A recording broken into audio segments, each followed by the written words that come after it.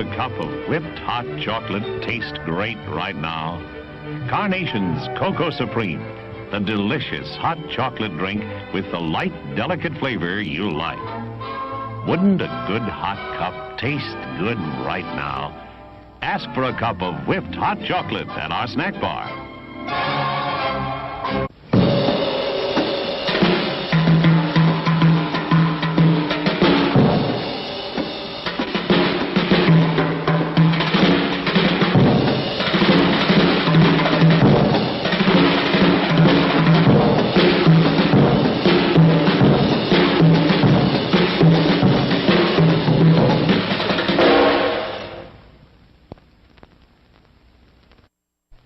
Show starts in 4 minutes.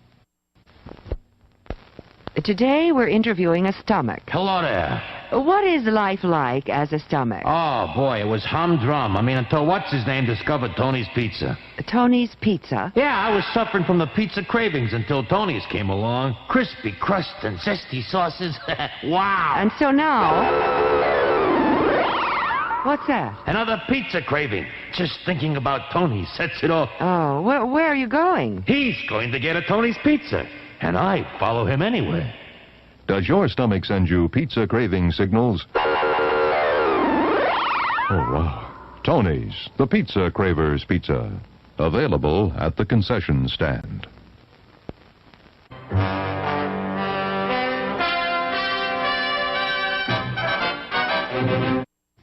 Show starts in 3 minutes.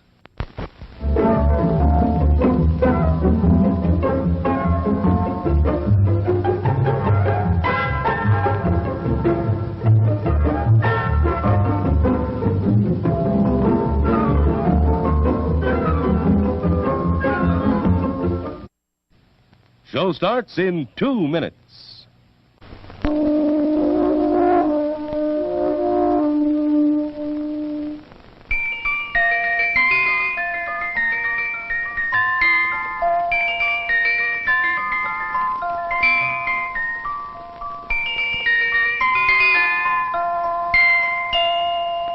Now listen, now listen, now listen.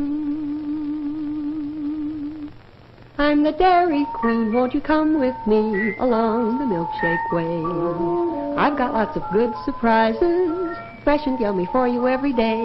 There are malts and shakes and sundaes too, whenever you stop. And of course your very, very favorite, the cone with the curl on top. You don't have to just dream about Dairy Queen. Your favorite Dairy Queen treat is a refreshing reality at your nearest Dairy Queen store.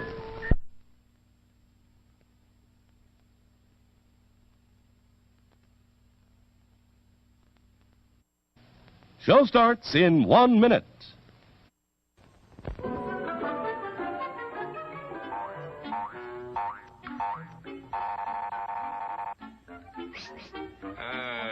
Yes, sir. May I help you? I'd like 2 of those, please. Hot dogs? Yes, sir. And 3 of those. And 1 of those. And 5 bars of these. And a cup of that nice hot liquid. Coffee. Coming right up. Oh, and 2 bags of those peculiar white puffy material. You mean our crunchy popcorn? Shall I wrap that for you, sir? Oh, that's all right. My saucer's just outside. They come from miles to enjoy our intermission.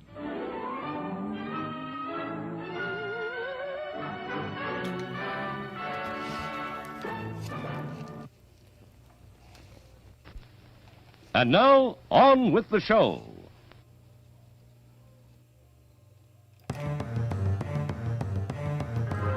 Filmed portions of this program by John Spurbeck and Jack Ponfield.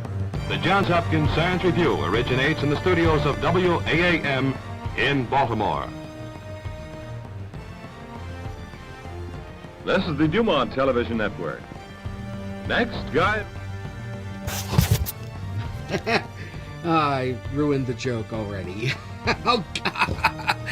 Good evening, everyone, and welcome to Pab Does DuMont, a very special live stream from your friends at 13 Week Theater. A shout out to Anthony, who asked if he could get an acknowledgement. Yes, Anthony, one of our more devoted fans, let's say, and he's in the live stream. I'm going to be hanging out in the chat room tonight. I had so much fun last month during my Replace My Furnace telethon that I thought I'd do another live stream. Just hang out with some people watching some television. It's not a telethon tonight. I'm not going to keep hammering away on all the ways that you can donate and keep the thing here in the corner, but the links are still in the description for those of you who want to slip me a buck or two. It's always appreciated. As well as super chats. I promise to read any super chats that you give me during the breaks in the programming. Tonight is dedicated to the late, lamented, and long-lost DuMont Network. It was actually the first television network in the United States when Alan B. DuMont linked two of his stations that he owned in New York and Washington together by coaxial cable and started showing simultaneous programs. DuMont started in 1938 because television pioneer, let's call him, television pioneer Alan B. DuMont was building television sets, and he realized that people who bought television sets were going to need stuff to watch. So he started an experimental TV station, which in 1944 became New York's third commercial station, WABD, Channel 4, later Channel 5. And thus was born the DuMont Network. It lasted until the mid-1950s when it really just got too in debt, too unbearable to manage, and it was hard to get stations to line up, and it ended up folding.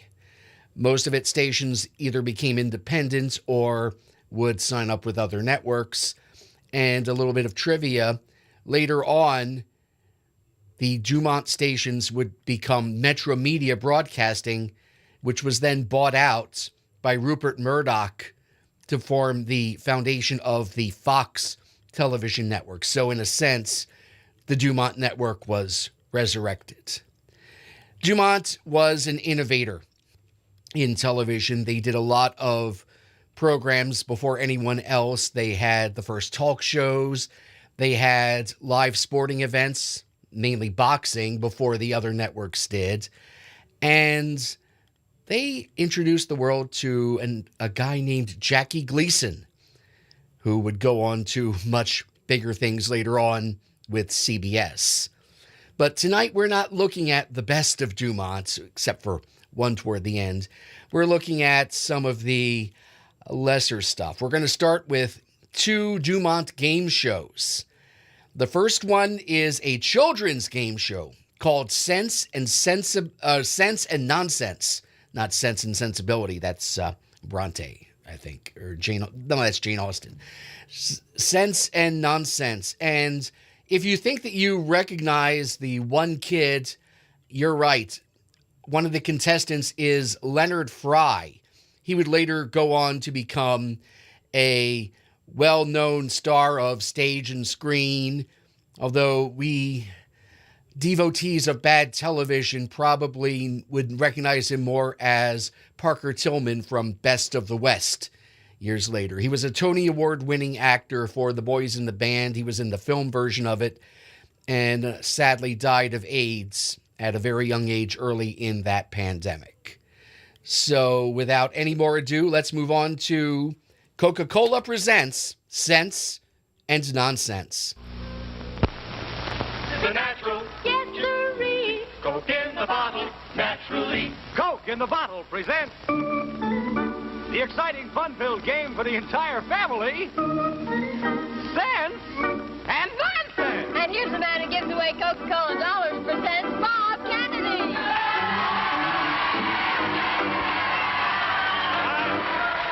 Hi, warm welcome to another half hour of fun and excitement on Sense and Nonsense. Okay, audience, would you like to play the game? All right, then, close your eyes and tell me, what is this sound? Listen now. Listen. Well, what is it? Yes, a balloon is the answer. That's how Now we play the game identifying items by means of our 5 senses. And here once again to play in behalf of our championship team is Joan Quill, who's working to win money for Mount St. Ursula Academy. That's up in the Bronx. They did a great job on Wednesday to wind up as champions with a total score of $120 from Coke in the Bottle, and they're back tonight to try for more. Of course, Joan didn't do it alone. She had the help of 2 fine teammates. Carolyn Cardy, who's standing in for Jane Quill, who is ill this evening, and Carol Culver. Now, tonight, our champs are matching 5 senses against a team of newcomers who are working to win money for the Brooklyn Museum. Of course, that's in the hometown, Brooklyn, USA. Here's their spokesman, Leonard Fry, and, of course, he's brought the help of 2 fine teammates along with him. Esther November and Ed Krinsky. You know, here we test 5 senses on 15 brand new tests which our friends in the audience have sent to us. And by the way, the folks in the studio audience will see the answers on the screen, and you folks at home will have a mystery voice to help you. But you two will have to rely on the 5 senses only: sight, sound, smell, taste, and touch. And we know in addition to high team score, individual score is also very, very important, because high scorer gets a chance to use a 6th sense, a sense of intuition, on Coca-Cola's jackpot door, which has been going up, up, up. And tonight is worth $300 from Coke in the Bottle. And now our favorite leading lady, the gal with a wonderful smile, Miss Peggy O'Hara. Let's welcome her. Folks, Joan and Leonard, could we ask you to help us beat out time on the chorus of our favorite song, our Coca-Cola jingle? Roy Ross at downbeat, please. Coke is the natural. Coke in the bottle. Now it's the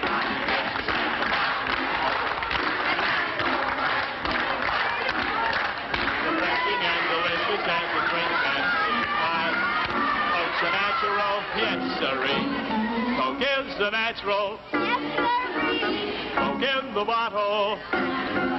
Well, it looks like our studio audience wanted to be seen, not only heard during our Coke jingle, but they did a wonderful job. And Joan Quill, so did you on Wednesday to wind up as champions. Could you tell us once again about your plans for any of the money which you win here tonight? And, of course, the money you've won already. Well, Yes, you talk up good and loud. Well, we represent the Mount St. Ursula Relief Club, and the money we win tonight goes towards the postage on the packages that we send to the Ursuline missions in Alaska, China, and Montana. I see. Well, it certainly is a fine cause you have, and you expressed it very, very beautifully. We wish you continued good luck. But now let's have a word with our newcomers who have some different ideas on the outcome of today's program. Leonard Fry, tell us about your work in behalf of the Brooklyn Museum. How come you're particularly interested in that cause? Well, I'm a member of the Brooklyn Museum Art School that's held there every Saturday, and we're raising the money for these various art schools because we pay them each Saturday, but it's a very small fee. It's only $2.50 for the whole year, so we have to win money to help them along. I see. Have you ever done any work in behalf of the Brooklyn Museum before? No, I just attend their art schools and enjoy it because it's so wonderful. I see. I understand that there's another work that they're doing, this fair you told us about in May? Yes, they have a fair May 4th, 5th, and 6th, and we want everyone to come. And, of course, there's a lot of things you can buy, and it's just a lot of fun to come. And all that money will go to the same cause, the art students groups of the Brooklyn Museum. Yeah. Fine cause you have, as does member of the other teams, too. Audience, let's tell members of both teams we wish them good luck with applause. Let's do it now. Let's go to the snowboard, and away we go. Let's move our chairs together. This is going to test the keenness of your sense of sight, and it's going to be worth $5. And Peggy, who sent this first round to us? Alice Finley of the Bronx. Well, Alice, our thanks, and $10 from Coke in the Bottle for your series of 5 tests. This is going to test the keenness of your sense of sight, folks, and it's worth $5. Boy, that was a close call. Well, you know, most people would send a calling card to announce their arrival, and in this particular case, the gentleman who sent that calling card is none other but that favorite man about balloons, Bobby Rollins. Let's welcome him on.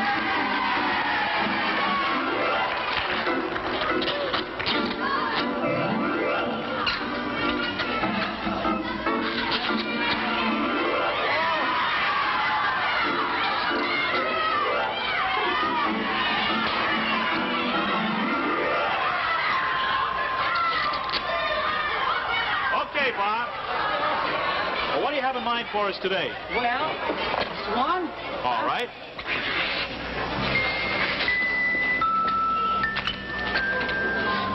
You what, Bob? All right, I'll hold that for you.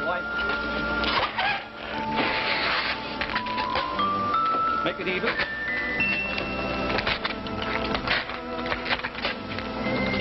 All the way down. Take this from here.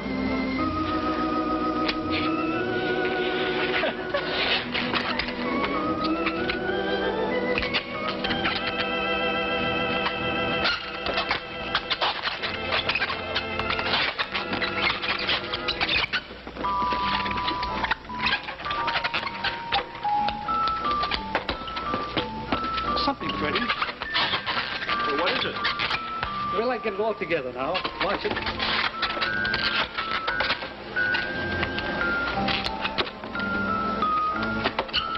Just keep on twisting the cloth. That's what you have to do. You're going to like this one.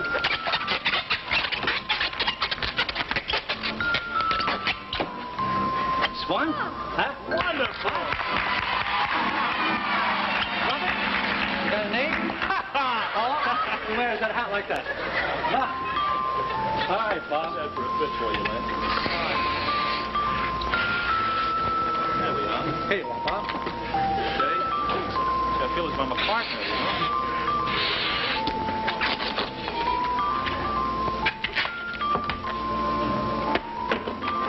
Oh, it's leaking. We'll cue that one. Here you are.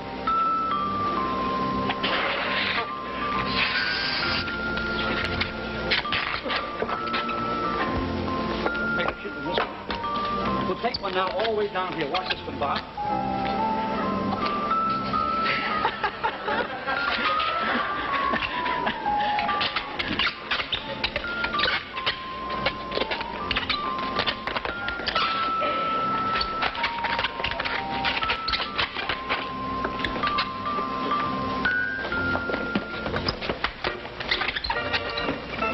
Now, Roy is saying that it's going to be Rudolph the Red-Nosed Reindeer, That's right? That's right. Well,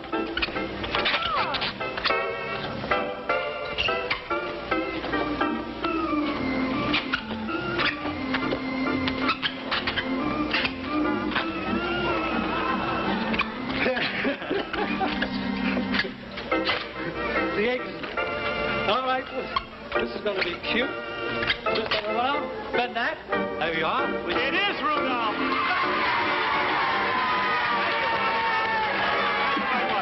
I tell you what, Joe, would you care for this? I'll put this aside for you, and you can have it to take home with you after the program, okay? All right, now this is going to test the keenness of your sense of sight, and it's going to be worth $5. Now think very carefully. Can you tell me, and maybe I'll remove this from your head right now, Len, so you can think more clearly. Can you tell me the total number of balloons which Bobby released before he came out here on stage, and including the ones when he was standing right along here? In other words, before he started making the animals, how many balloons did he release in front of me and towards the audience also? 7. I agree. He agrees. He should, because they're both right, and that's $5 apiece for both of them. Now testing the keenness of your sense of hearing. Goggles on, if you would, folks. And by the way, I think we'll move our chairs in together just a little bit closer. Watch your fingers there, Len. That's it. In a little bit more. $10 now if you can identify something by means of your sense of hearing. Goggle on is all right. Better hold your glasses. That's right. You want me to hold your glasses for you? All right. $10 at stake now if you can identify this sound. The score is $5 apiece. We're certainly off to a good beginning. Here we go for 10. A sound for you now. Get ready. In just a moment, we're going to make a noise, but right now, we're letting the folks at home see the particular item. They'll hear the sound of pulling nails. Here we go. Ready now? 1, 2, and I'm a little too close here, Peg. We better move down that way. Here we go. 1, 2, 3. Listen. Cutting something. Cutting a potato. No. Cutting a hole. No, listen to this. Here we go. Here, listen. Chopping something. Squeezing. Here's the sound. Listen. What? The drill. Taking something, cutting wood. No. Wood is part of it, but what is the sound? Listen. Wood is part. Wood. No, listen to the sound. Listen. Putting a nail in wood. Not quite. Not quite. What am I doing? Joan, you're so close. Listen. What is... You're cutting it apart. No, not quite. No. You were so close just a moment ago. Oh, I'm sorry. No, time's up. It wasn't putting a nail in wood. That's a different sound. If I were making this noise, Joan, this is what you would hear, the sound going in. But I was drawing a nail out of the wood. Hope you lost a chance at 10. Here we go now for $15. Testing this time the keenness of your sense of smell. Goggles, but no nose clips. Get ready to take a good deep whiff. We have the item covered. Count of 3. We're going to remove the cover. Another count of 3 coming up to your nose. Get ready now. They'll 1, smell 2, the odor 3, of mothballs. 1, 2, 3. Quick. Hey, hold. Turpentine. Oh, she said it, and that's And now, $20. Goggles on, if you would, please. Goggles and your nose clips. Nose clips now, because this is the taste test. I'll remind you folks at home, if you'd like to join us here in the studio some evening for the fun of seeing Sense and Nonsense in person, please write to us for tickets. The address is Sense and Nonsense, 515 Madison Avenue, New York, 22 New York. Tickets are free, and please write tickets on the outside of your envelope. It speeds things along. We always enjoy hearing from you. Okay, $20 now. We'll show the folks at home what it is. This is worth $20 if you can identify it. They'll be tasting baby food spinach. Count of one, it's going to go to your chin. And audience, please don't give it away. Here we go. One to your chin and two in the... Open your mouth a little bit wider now, Lynn. One and two. Quick, quick. Quick. Food. Yes, what kind of... yes, what kind of baby food? Apricot, peaches, fruit. No, it's not vegetable. It's a vegetable. Hey, beans, peas, corn, asparagus, beets, onions, peppers, peas,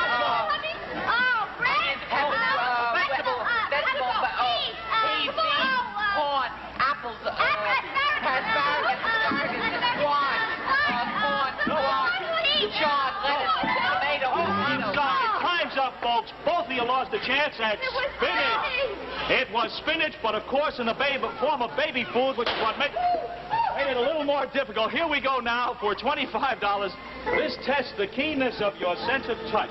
You can remove your nose clips now, kids. And by the way, we're going to have you stand up, but not just yet. Let's move this down just a little bit, Peg. We're going to remove the cover of this, and while I'm doing this, you're right-handed, Leonard, are you? Left. You're left-handed. Would you roll up the sleeve of your left They'll be hand? touching hard-boiled egg yolks in a fish and the tank. jacket, too. The folks at home are seeing the item right now. Now, I'll tell you in advance, you're right-handed, right, Joan? Using one hand only. Now, I'll tell you, we're going to dip your hand into some water. And in the water is something which we want you to identify by means of your sense of touch. This can't hurt you in any way. But identify it as quickly as possible. You go over there, Peg, and me over here. Something in the water. Yeah, she can reach all the way down. Tell us what it is. Here's the water, and it's inside a tank, of course. This can't hurt you in any way, Joan. Don't get afraid. It's not alive. Can't hurt you. Here we go. 1, 2, 3. Feel in. What is it? Quick. Potatoes. No. Squash. Lettuce. Something to eat. Dough. No, it's not. Sawdust. Gravel. What is it? Potato. No. Taste. No. No. Slimy stuff. No. What is it? Potatoes. No. Dough. Taste. No. Onion sauce. No, you didn't say. No, neither one of you got it. It was the yolk of a hard-boiled egg. Both of you lost a chance. Here's a towel for you, and there's one for you, Joan. Take your places over here with a nice remove your goggles. Take a nice cold kind of Coca-Cola. Here's one for you. And there's one for you, Joan. It certainly was a fine first round. Well, you know, we always have a lot of fun with our contestants, but right now here's a chance for our studio audience to get in on a little 15-second quiz. Everybody knows that Coke in the bottle is a natural, right? How do you buy it? Where do you buy it? How do you serve it? Yes, everybody knows the answers when it comes to Coke in the bottle. Everybody's buying more and more because Coke in the bottle is a natural. Naturally refreshing, naturally delicious. That's why it's naturally everybody's favorite. There's no substitute for a bottle of Coke, just as there are no substitutes in a bottle of Coke. It's the real thing. Pay a visit to your favorite store, take home plenty, because Coke in the bottle is everybody's favorite. Coke in the bottle is a natural. All ready now for round 2 with Carolyn Carty from Mount St. Ursula Academy and Esther November from the Brooklyn Museum. And this round was sent to us by Arn Ramberg of Brooklyn. Well, Arn, our thanks, and $10 from Coke in the bottle for your series of 5 tests. We have 2 newcomers here because of the illness of Jane Quill. Esther and Carolyn, good luck to you in the second round. The score is $20 for Mount St. Ursula in the Bronx against $5 for the Brooklyn Museum. This is going to test the keenness of your sense of sight, and before I want to show the folks at home here, we were paid a visit the other day to a friend of ours, Trail and Stream, which is owned by Victor Saskis, which is over at 47th Street and 5th Avenue. And this is a photograph of the largest swordfish ever caught, which weighed over 1,000 pounds and is over 14 feet long. Matter of fact, if you'd like to see it, it's right over there at Trail and Stream. And I'm going to mount this right up here on the board. Can I have that, Peg? And by the way, you folks might push your chairs aside there if you would, because in just a moment we're going to play a version of Pin the Tail on the Dumpy. Only in this particular case, you want to pin the pin right in the mouth of the fish. Take your place down here at the starting line. You right over there, that's fine, and you right over here. Now we're going to have you use your blindfolds. Take a last look, and I want each one of you to try and catch that fish by putting it right in the fish's mouth. Okay, goggles on. All right, you got the last look as to where it is? Yes. Now you're going to go first, Carolyn, you first, only one at a time. Let's move that chair away, Peg. Carolyn first, and here she goes. Okay, try. No feeling now, you can't use your left hand. Put your right hand out straight in front of you. Okay. Go ahead. The first spot you touch is the spot that you're going to land on. Hold on just a minute. All right, you got your... Okay, put it right there. Okay. All right. Here you are. You want to play last minute look? Get a last look? Okay, go ahead. Well, where? Extend your arm straight in front of you. Okay, you have to put the other arm down. Straight ahead, you're right towards it.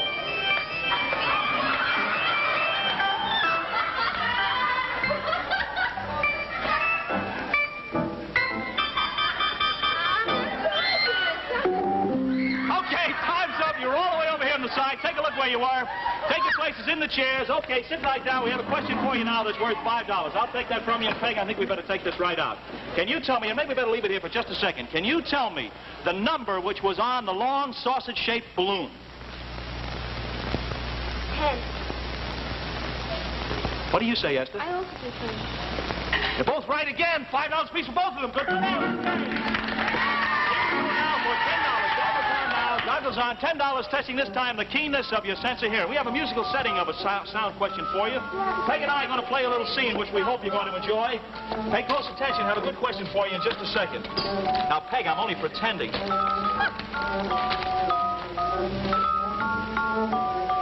A fine romance, my friend. This is a fine romance with no kisses. We could be like a couple of hot tomatoes. But you're as cold as yesterday's mashed potatoes. A fine romance, she won't wrestle. A fine romance, he won't nestle. You're just as hard to land as the Ile-de-France. I haven't got a chance. This is a fine romance. A fine romance with no pinches. A fine romance with no glitches. I might as well play bridge with my old maid aunts, but I'll give you one more chance. This is a fine romance.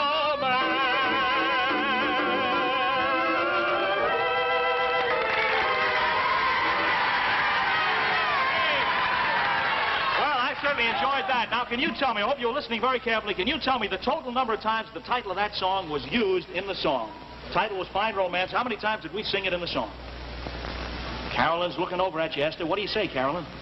8. What do you say? 8. She's playing it safe, but once again, Carolyn's absolutely right. $5 a piece for each one of them. Okay. Let's move that table in. There was $10 at stake. We split it $5 a piece. The score is now $10 for Brooklyn against $25. Rather, $15 for Brooklyn against $25 for Mount St. Ursula. Here we go for $15. Goggles on. Sense of smell now. Count of 3. Going to bring it to you. They'll smell friction tape. 1, 2, 3. Cover off. 1, 2, and 3. Quick. Food, No. food. That's quite right. It's food. It's not food. No. It's liquid. Tape is right. Okay, that's $15. Okay, $20 now, and boy, are we late. Gonna have to speed right along, Peg. Here we go for $20. Goggles on, and your nose clip, folks. Something for you to taste. Procedure here, count of 1, we're going to bring it to your chin. Count of 2 is going right in your mouth. Here we go. We're showing the folks at home what it is. They'll taste cranberry sauce. Identified. Get ready now. Peg, you all set? 1 for the chin. Open your mouth. 1 and 2. There it is. Oh, I see food. Food, what? Food, vegetable, fruit. Fruit. Yes. Apple, orange, peach, apple, grape, nectarine. I know. What? Apples, orange, peach, peaches, plums, fruit. What? Oh, I'm sorry. Time's up. Both of you lost a chance at cranberries. Both of you lost a chance at 20. Here we go for $25. Goggles on. You can remove your nose slips now. Something for you to touch. We're bringing it to you right now. There's going to be worth $25 if you can identify it. Peg, let me help you with that. Woo. All right, it's on wheels, but this has nothing to do with the sound. The folks at home are seeing what it is. This is a bass violin case. You're both right-handed? I'm left-handed. All right, then your right hand behind your back. Use one hand only. Identify this by means of your sense of touch. Your flat palm now, and Peg, I'll be very careful. Here we go. Tell me what this is. Here's the spot right here. Count of 3. You're going to touch your hand to it. Get ready now. Don't use the other hand. Hand behind your back, Esther. 1, 2, 3. Quick. Oh, I know. It's something. It's something that's up. It's something that's Not quite.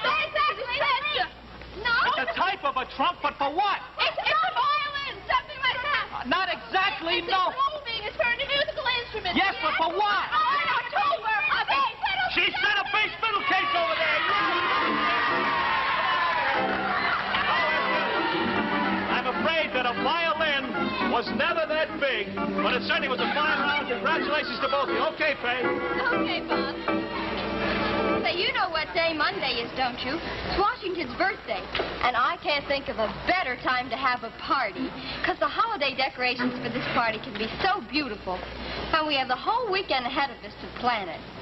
So I suggest that let's have this party and have the children help you get the preparations ready, because that's the most fun.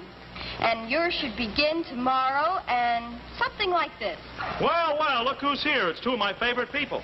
Hey, kids, what are you going to do with all those cartons of Coke? Oh, hi, Bob. We're going to have a party, a George and Martha Washington party. Well, and of course, you couldn't have a George and Martha Washington party without plenty of cartons of Coke, now could you? No! Yes, well, that's the way the party starts. And you know, all day, those cartons of Coke over there are going to be going out of the store because there's a long holiday weekend ahead, and that means plenty of parties. In fact, every time I see a hand reach in and pick up a carton of Coke, I know that somebody's in for a lot of fun, a lot of enjoyment. Yes, tell the truth. Don't you enjoy just about any occasion a whole lot more, along with a frosty cold bottle of Coca-Cola? Because Coke in the bottle is a natural at parties. Yes, you enjoy that wonderful flavor, and there's nothing like it, because Coke in the bottle is an exclusive blend. You see, nobody else has the secret. An exclusive blend of delicious, natural flavorings. There's no substitute for a bottle of Coke, just as there are no substitutes in a bottle of Coke. No, there's not a drop of imitation coloring or flavoring ever in a bottle of Coca-Cola. It's pure as sunlight. So you can be sure when you serve plenty of Coke in the bottle to your guests, you're serving America's favorite drink. Yes, Coke in the bottle is everybody's favorite because Coke in the bottle is a natural. And by the way, when you're planning your party, the first thing you want to do is get plenty of Coke on hand. Dress it up and fitting with the times. And then all you need to do is get a few extra cookies, maybe some holiday sandwiches, and that'll add a lot of color and festivity to your holiday table. And by the way, an extra tip, even if you're not giving a party this weekend, you be sure to stock up with plenty of extra cartons. It's a long weekend. Coke in the bottle is everybody's favorite. Yes, Coke in the bottle is a natural. All ready now for round 3 with Carol Culver from Mount St. Ursula Academy and Ed Krinsky from the Brooklyn Museum. This round was sent to us by Martin Brizzo of Queens. Well, Martin, thanks, and $10 from Coke in the bottle. This tests the keenness of your sense of sight, and it's going to be worth $5. Have what we think is an interesting setting for you. Suppose you take your places right down here. Going to test your marksmanship. That's a very funny thing. It looks like the two of you are in the raincoats, but you're going to have the problem of throwing some wet sponges at me. So suppose you take your places at the table there. Let's test your marksmanship right now. Okay, kids, here we go. I'm going to kneel down here, and you want to try your marksmanship. Now, notice you can only hit me, you see? You can only hit me through the piece of face. You're aiming for the face. Ready, set, go. Go. Oh, he got me.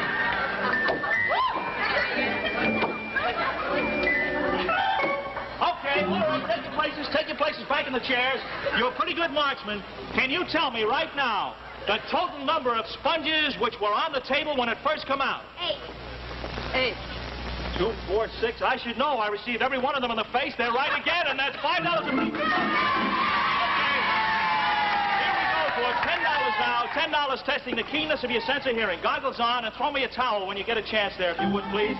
$10 now if you can identify this sound. Listen now. Get ready. 1, 2, 3. Okay, what is the sound?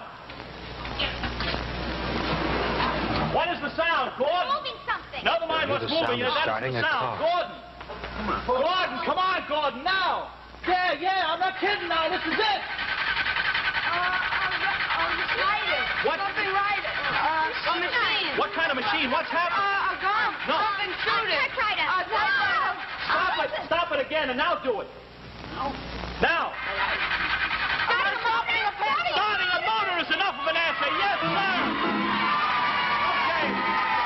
It was starting a car, of course, and that car was sent here through our friend of Bourne Motors, Bill Bourne. Thanks very much, Bill. And here we go now for $15 testing the keenness of sense of smell. Goggles on. No smell, smoked fish. Get ready now. Count of 3. Going to remove the cover. Another count of 3 up your nose. Ready? 1, 2, 3. 1, 2, 3. Quick. No. Bacon. Bacon. Not a meat, no. Is it meat? No. Fat. Food. Bacon.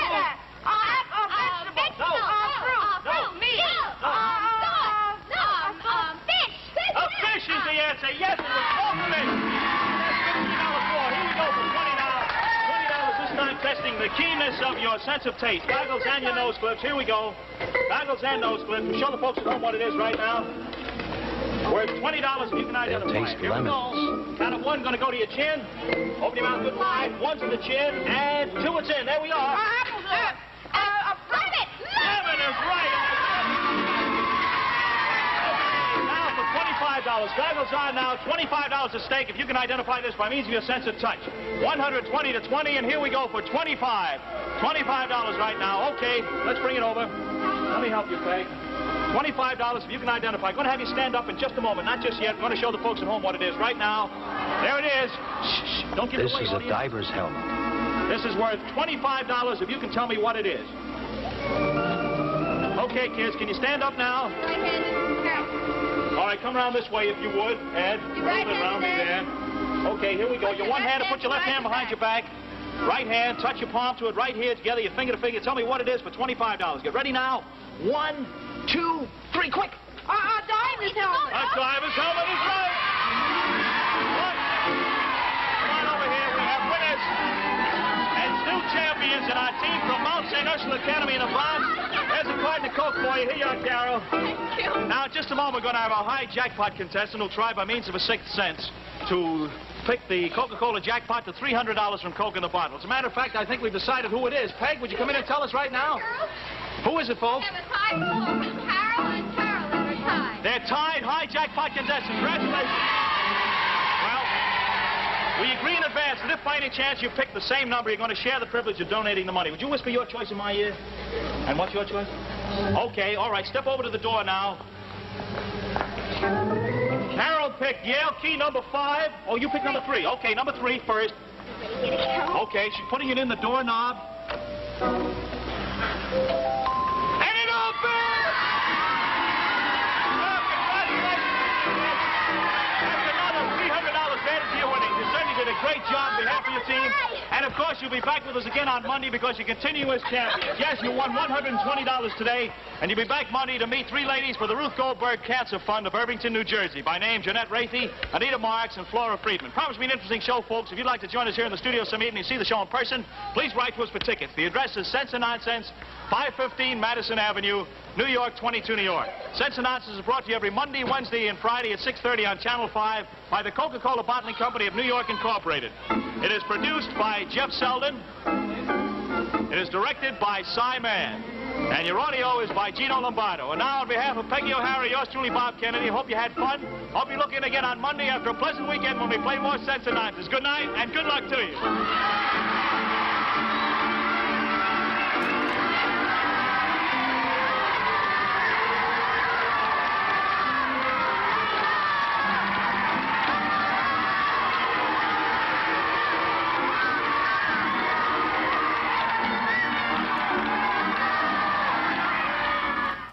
And that was Sense and Nonsense. And a few people in the chat did say, yes, it is very reminiscent of Double Dare on Nickelodeon. It did kind of precede that. You're watching Pab Does DuMont, a live stream here. I am pabsungenis from 13-Week Theater Infamy. And we are watching some stuff from the DuMont Network, the original fourth network here in America, and as I pointed out in the previous section, the original first network, first proper TV network in the U.S. Our next selection is another game show, this one aimed more at adults. This one's called Finders Keepers. If you know where to find and this, you'll recognize the stand sponsor. by. You may be called in the next half hour to try for a fabulous jackpot worth $3,000. The Coca-Cola Bottling Company of New York presents the hilarious hunt for prizes. Finders Keepers. And now here's the fun-making keeper of Finders Keepers, Fred Robbins. How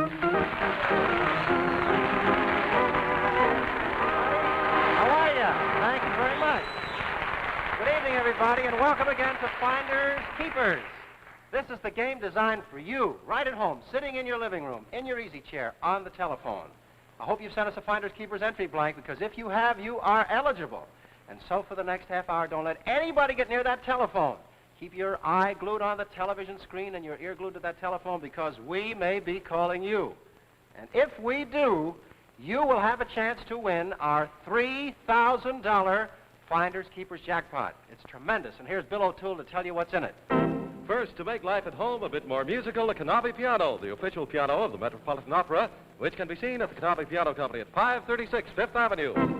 Second, to make life easier, every woman's dream, a Westinghouse kitchen with the wonderful Westinghouse twins, the washer and the dryer, and including a dishwasher and a Westinghouse refrigerator. And remember, you can be sure if it's Westinghouse. Third, to make life more romantic, we will fly you to the city of romance, Paris, via KLM, Royal Dutch Airlines, aboard their luxurious Royal Super Constellation, where every wish is a command, and no king could ask for more. Topping it all off, you'll be our guests for a week at the world-famous Georges V Hotel in the heart of gay Paris. The most fabulous jackpot in television today. Hey, and it is, too. And that is not Greenwich Village. That's the Arc de Triomphe, and it adds up to $3,000 worth of prizes, and all of it is yours if you know where to find what we showed as our jackpot picture. Now, at this moment, our girl Friday on Thursday night, Peggy O'Hara, is selecting, I hope it's your Finders Keepers entry card from our colossal bottle. How you doing, Peg? Ready, Fred. And now our operators are going to place the first call. Okay, and while we make that first call, let me tell you how you can play Finders Keepers without even moving from your living room. Right here are the familiar cartons of Coca-Cola that you find at your neighborhood store. Just look for one of these Finders Keepers entry blanks in every carton or ask your dealer for one. This is the only way. This is your chance to play Finders Keepers. Now, fill in the bottom half of the card, include your phone number, put it in an envelope, and mail it to the address on the blank. Don't forget to put your dealer's name and address on the card because he is also eligible for prizes. Don't forget that. Now, if we select your entry card from our colossal bottle, we will hide it somewhere in our living room behind any object of furniture we choose, or inside, or perhaps in the luggage or the barometer or the moose head or the books, or perhaps in the Westinghouse kitchen here, any nook or corner, any one of the appliances, in the washer or the dryer or the refrigerator. It can be hidden anywhere. Now, if we call you at home, we will ask you to find your entry card within 1 minute using a studio hunting partner, right from the studio audience. He'll do all the running for you, or she. If you find it, you will keep one of our fabulous Finders Keepers prizes, and they're just wonderful. And the door will open to you, and you'll have a chance at our $3,000 Finders Keepers jackpot. And remember, Finders Keepers. And that's our first call tonight, and let's see who the operator has, and I hope it's you. Hello, operator, whom do we have here? Mrs. Fitzsimmons of Baldwin, Long Island. Hi, Mrs. Fitzsimmons, how are you? Nice to see you and talk to you, too. And this is your entry card. This is what you sent in to us, and thank you very much. And we're going to hide it right now. Let's see if you can find it in a minute. Peggy, go ahead. Mrs. Fitzsimmons, tell me about yourself a little bit. You're a housewife with how many children? How many children? One son in college. That's wonderful. And Mr. Fitzsimmons, what does he do? I see. Now, you've been watching Finders Keepers. You think you can find that entry card in 1 minute? You're going to have a hunting partner to help you now. How'd you like to win that trip to Paris? Well, if you can find your entry card in a minute, we got a great prize for you, Mrs. Fitzsimmons in Baldwin, New York. I want you to talk very loud because the audience, by their applause, will tell you whether you're hot or cold. But will you holler real loud and tell me where to tell the hunting partner to look? Will you, please? Real loud so I can hear you. And I believe your hunting partner is ready now, so let's meet her, Mrs. Fitzsimmons. Peggy? Here she is, Mrs. Peggy Poteet. Hi, Mrs. Poteet. How are you? Come right over here and say hello to Mrs. Fitzsimmons of Baldwin, Long Island. Say hello. Hello. There you are. You talking to her? Yeah. Well, this is Peggy Poteet. Where are you from, Peg? Alton, Texas. Alton, Texas? Yes. Well, look at those boots she's got on. Would you come down and take a look at these Texas boots? Aren't they the cutest things you ever did see? Do you wear those in Texas all the time? No, not all the time. When do you wear them? When it's cold, When or it's the football cold. game. At a football game. Oh, I love that Texas accent. Say a few words about Texas. Well, I think it's the most wonderful place in the world. There you go, on and on. We could take the whole program. Now, Mrs. Fitzsimmons, let's pick a prize for you. Come over here, Peggy Poteet. All of these represent fabulous prizes, Mrs. Fitzsimmons. Which one do you want to pick? Which one? Tell me where to stop. Right there. Now, this is number 5. Number 5. Bill O'Toole, what is Finders Keepers prize number 5? For you, Mrs. Fitzsimmons, a weekend of skiing for two. First, to get you in shape, you and one guest will receive 10 ski lessons from experts on the automatic indoor machines at the Parallel Ski School on East 86th Street in New York. And then, the Ranch Information Bureau of New York sends you on this wonderful weekend of skiing and skating on the Timberline ski slopes. And you'll get excellent equipment and accommodations at the Hideaway Ranch in East Jewett, New York. Okay, Fred? Okay, now, Mrs. Fitzsimmons, you are ready. In 1 minute, let's win that great prize and be eligible for the jackpot. I will give you a musical clue, and then your hunting partner from Alton, Texas is going to run like crazy. You ready? Listen to your musical clue. Listen.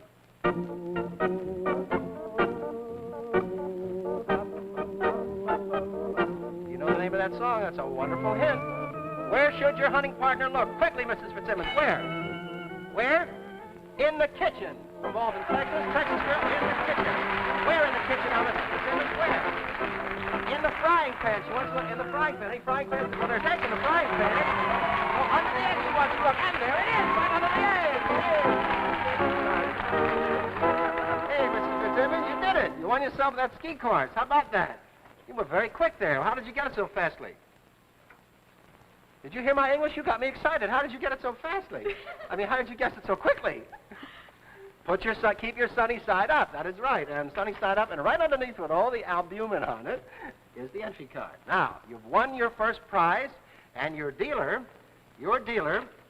which is the grocery store at 257 South Milburn Avenue in Baldwin, gets a beautiful 4-piece serving set from the Michael C. Fina Company on West 49th Street, distributors of fine silverware and hollowware. And you, Alton, Texas, for being such a wonderful hunting partner, look what we have for you. This is from Hollywood, a train case packed with Studio Girl cosmetics to help you look your prettiest always, and with it, a matching apparel case. Now, I want to thank you, I want to thank Alton, you very Texas, much. but you can't shake hands. Now, I've got to load you up a little more here. Wait a minute, I got a carton of Coke for you to take back to Alton with you. Thank you very much for playing Finders Keepers, and you wear those stadium boots all the time now. Bye, Texas. Big state and fine day. Okay, now, Mrs. Fitzsimmons, here we are, you and me, and $3,000 in Finders Keepers jackpot prizes waiting for your identification of the jackpot picture. You have 15 seconds to identify it. I can accept only one answer. Are you ready? Now look at it carefully, and then tell me. $3,000 is yours in Finders Keepers prizes if you can tell me where you can find this.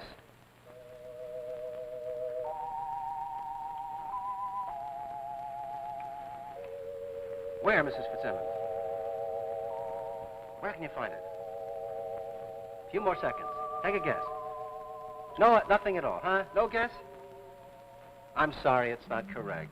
Not correct, but you won yourself that wonderful skiing course, and I hope you have lots of fun with it. Anybody can learn to ski, and thank you very much for your participation in Finders Keepers. Good night, Mrs. Fitzsimmons. Got me all excited there. Well, that's how we play Finders Keepers. Simple and easy and lots of fun. You know, more people every single day are serving Coke with meals. It adds a little zest. It's a little something different to an ordinary meal. It helps the lady of the house come up with a different menu. And that's mighty important these days when everybody is looking for a little variety, a little change of pace from ordinary day-to-day living. The appeal of bottled Coca-Cola at mealtime is obvious. Its goodness appeals to everyone. Now, you have only to taste its delicious flavor, comprised of pure, wholesome ingredients, to know why Coca-Cola in bottles has become the household favorite for over 4 generations of Americans. Now, we've often told you about the friendly, familiar bottle for Coke, how it's been filled with taste-tingling Coke, and how before it comes into your home, each and every bottle has been washed and rinsed and sterilized for over 30 minutes until it's sparkling clean, until it sparkles like an emerald. Yes, we who are concerned with the preparing of bottled Coca-Cola for you guard its appeal and its quality diligently. For Coke in the bottle is exactly what it's intended to be, true refreshment, the quality of which no man has ever duplicated. So tomorrow, when you're shopping for groceries, look for the display of Coca-Cola in bottles at your favorite store. Pick up several cartons or even a case. Keep plenty of it on hand, for there is nothing like the quality of bottled Coca-Cola. And there's our second phone call on Finders Keepers this evening. And hello, operator, whom do we have this time? Mrs. Wiedemann of the Bronx. How are you, Mrs. Wiedemann? We got your entry card right here. Tell me about yourself. Huh? You what? You're what? You're shaky. Oh, well, we're shaky here, too. Did you hear my grammar before? Here's your entry card, and this is the girl who's going to hide it, Peggy O'Hara. Now, you tell me about yourself. How many children? Just a housewife at the American Institution. How many in the family? Huh? 3 children? 2 boys and a girl, and Mr. Wiedemann, what does he do? A superintendent. Have you played Finders Keepers when you've watched the show? You know how we play. How'd you like to win that trip to Paris, that knobby piano, huh? How'd you like to win that Westinghouse kitchen? Well, you got a hunting partner to help you out, Mrs. Wiedemann. You're going to meet her or him right now. Don't know who it is. Got to find that entry card in a minute. Where's your phone? Right next to the television set? Well, here it is. Here's your entry partner, your hunting partner here. Oh, it's a little one, a young one. It is Mary Ellen Wilson. Hi, Mary Ellen. How are you? Nice to see you. Now, would you say hello to Mrs. Wiedemann?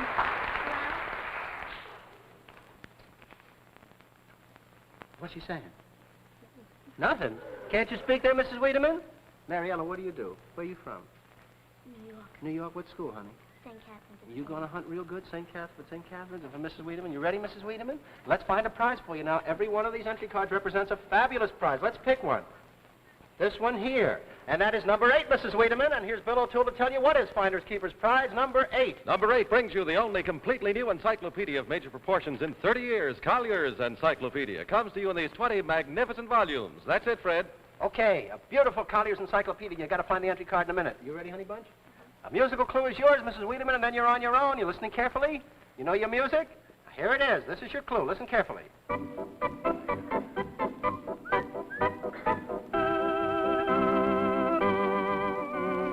Ready, go. Where should she look? Where? Mary Ellen, where do you want her to look? Hurry up. Where do you want her to look, Mrs. Wiedemann? The time is going. In the kitchen. Hurry up, Mary Ellen. In the kitchen. In the kitchen. Where in the kitchen? Why don't you look in the washing machine? Hurry up, Mary Ellen. Open the washing machine. All the way in there, honey. Open it. Push it down. Push it down. Push it down. Push it down, honey. No, that's it. Push that all the way up. The clothes in there. And the clothes. And the clothes. Not in there, Mrs. Wiedemann. Where now? Quickly. Where now, Mrs. Wiedemann? What's the name of the song? You got 30 seconds. What's the name of that song? In the old kit bag. That's right. That means what? Yes, luggage is right. And the luggage is in the living room, and that's where you want to look. Open the luggage, honey bunch. Open it up. Open it up. Take all the clothes out of there. And we want to look at the women and open the luggage. Take them all out, Mary Ellen. Take it all out. See that you got that one? And the second one. Open the second one, too. Hurry up, Mary Ellen. You got 5 seconds left. Look in the first one. In the first one again. Maybe it's under the clothes. You missed it, honey. Look in the first one again. Where is it? In the first one again. You see it under the clothes there? There it is on the floor. There it is.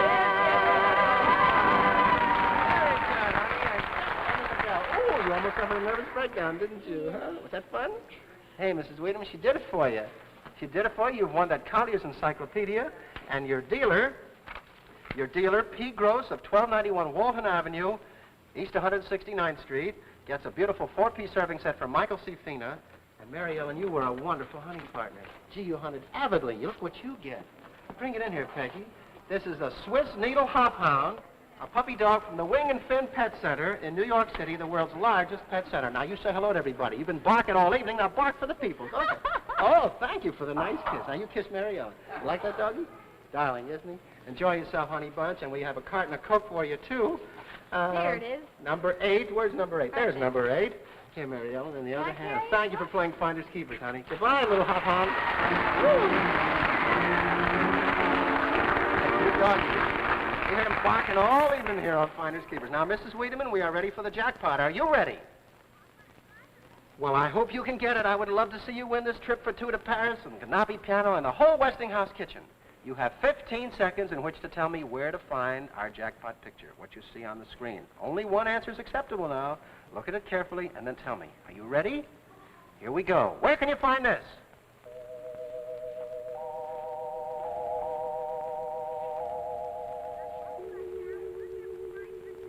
I'm sorry, Mrs. Wiedemann, that is not correct, no. But you have won yourself that wonderful Collier's Encyclopedia, and I hope you've had fun playing Finders Keepers. Because we have. Thank you very, very much. My best to the whole family.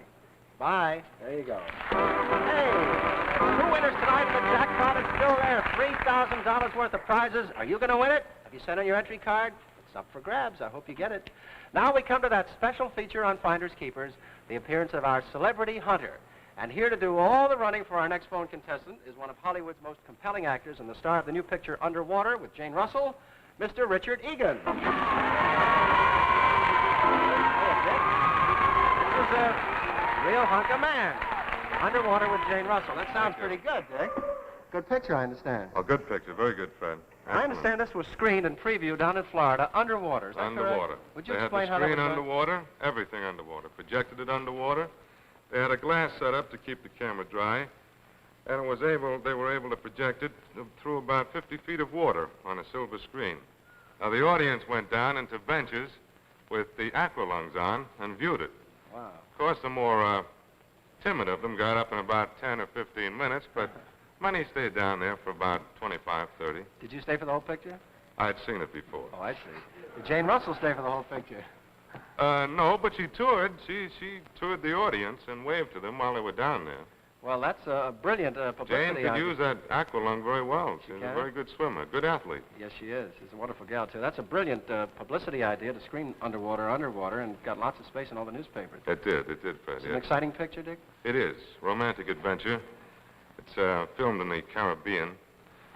They had 4 or 5 different locations and have beautiful scenery in it. It's in Superscope, the first time in Superscope, as opposed to CinemaScope or VistaVision.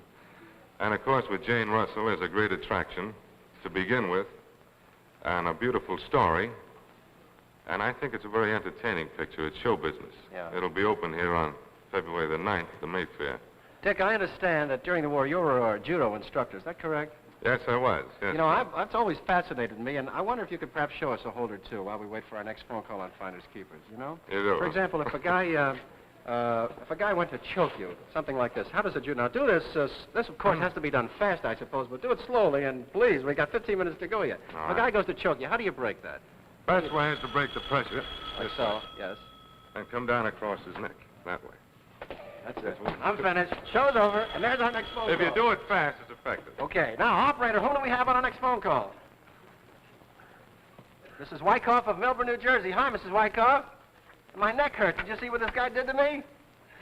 Mrs. Sidney Wyckoff of Milburn, New Jersey. Here's your entry card, and we're going to hide it in a second. I want to welcome you to Finders Keepers and say hello to Richard Egan. Mrs. Wyckoff. How do you do, Mrs. Wyckoff? Just fine, thank you. I hope you win. I hope I can find this. All right. Okay. Here we go. Now, Mrs. Wyckoff, let's pick a prize for you. You know, the prizes are just wonderful if you find your entry card. Which one would you like here? Tell me where to step. This one here by the phone.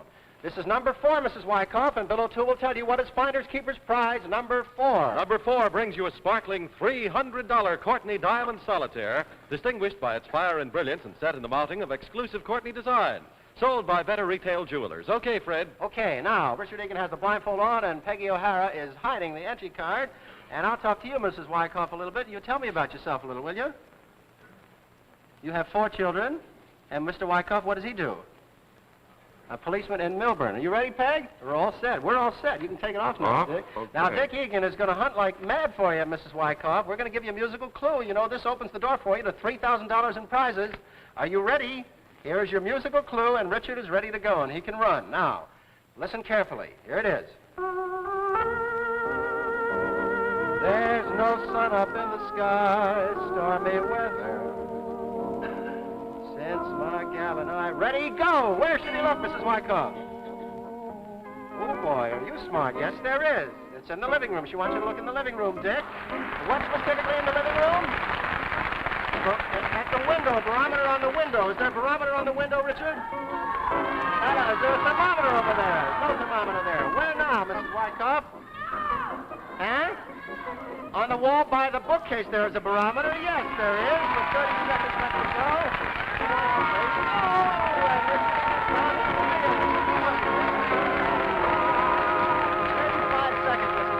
Hey, you're a champ. Good boy, Dick. 35 seconds. He didn't have to go underwater for that, did he? You know you've won that Courtney diamond ring, don't you?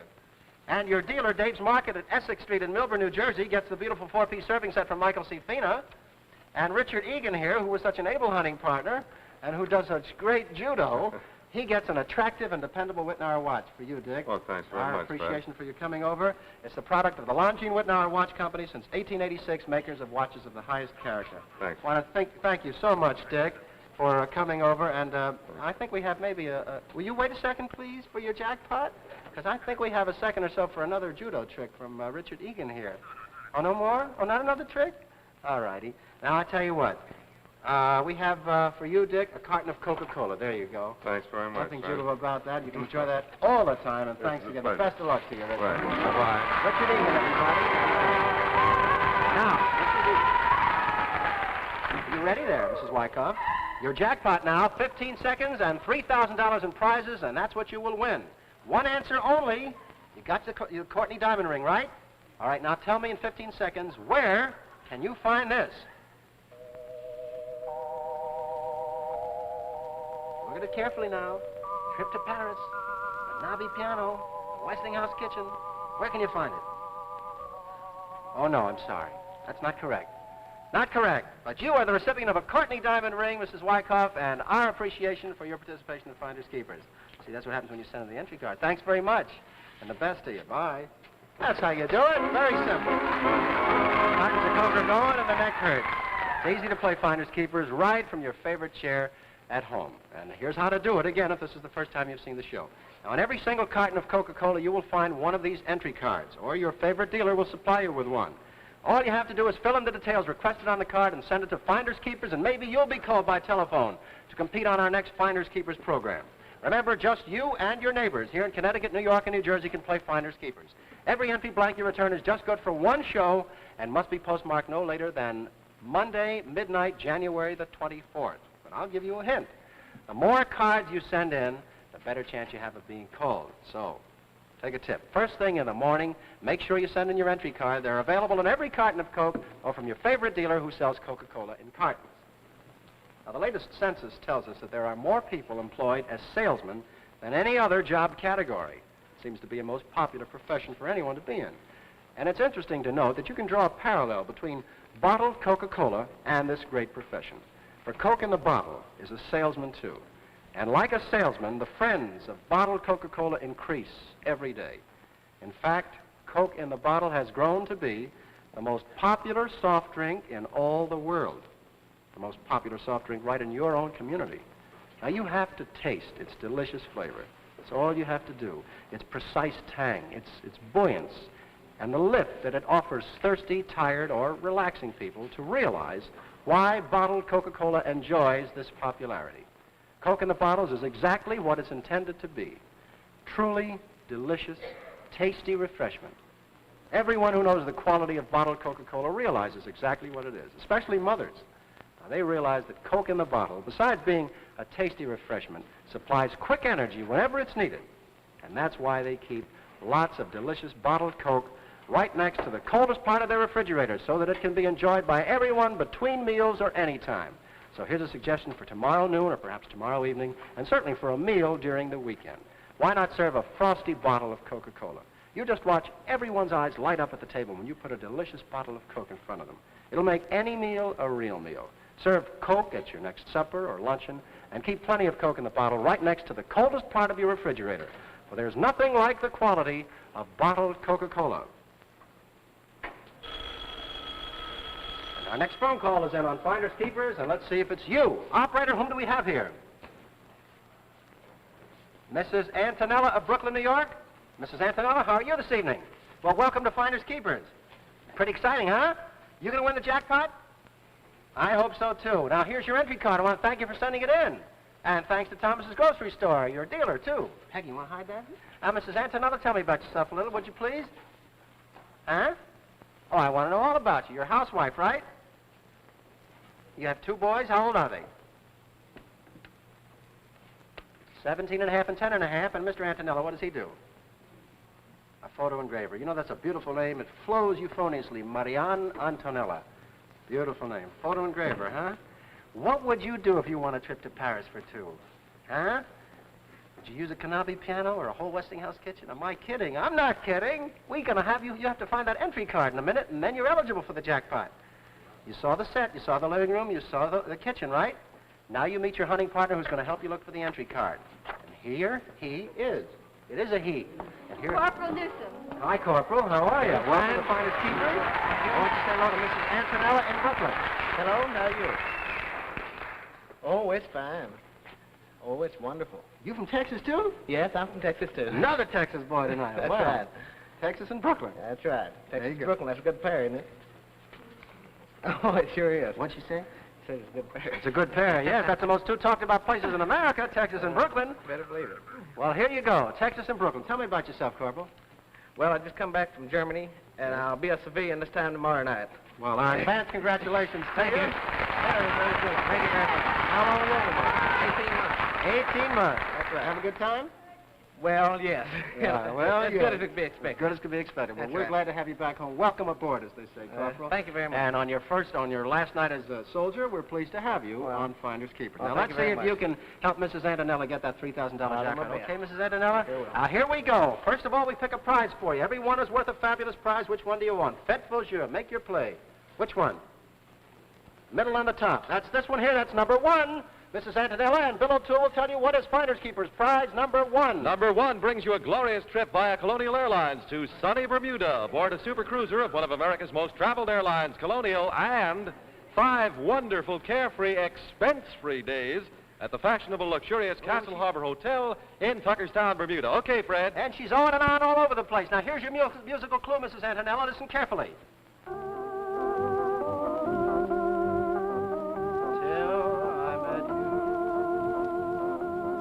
Now, where should he look? Where should the corporal look, Mrs. Antonella? In the clock? Which clock? In the kitchen clock. I want you to look in the kitchen clock. Oh, hurry up. In the kitchen clock. On the stove. On the stove. Which clock? Not in there. The cuckoo clock. I want you to look at the cuckoo clock. Hurry up to the cuckoo clock. In the cuckoo clock. Take the box, all right? Let's get it cleaned down. In there. There you go. Right in the works, Mrs. Antonella. You got yourself a trip to Bermuda. Very good. You want a trip to Bermuda, and your dealer, Thomas's Grocery Store, Washington Avenue in Brooklyn, gets the beautiful 4-piece serving set from Michael C. Fina. And the corporal here gets a night on the town as they used to do it in the old days. We're going to really create an exciting evening for you. We're going to the era of Diamond Jim Brady and Lillian Russell, Corporal. You're going to be picked up by one of the turn-of-the-century automobiles from the Centennial of Cars with eyeglasses and dusters, and we're going to take you to dinner at Lou Chow's, one of New York's oldest restaurants. Then your antique car is going to take you to a Broadway theater that was built just around the turn of the century, the Lyceum Theater. You're going to see Anastasia, which is just a great, great play, and then you'll be our guest at one of New York's most famous old-time restaurants, Bill's Gay 90s. How's that? Oh, thank you. That's fine. Thank you very much. Okay, now we're ready for the jackpot, Mrs. Antonella. Quickly tell me in 15 seconds, where can you find this? Look.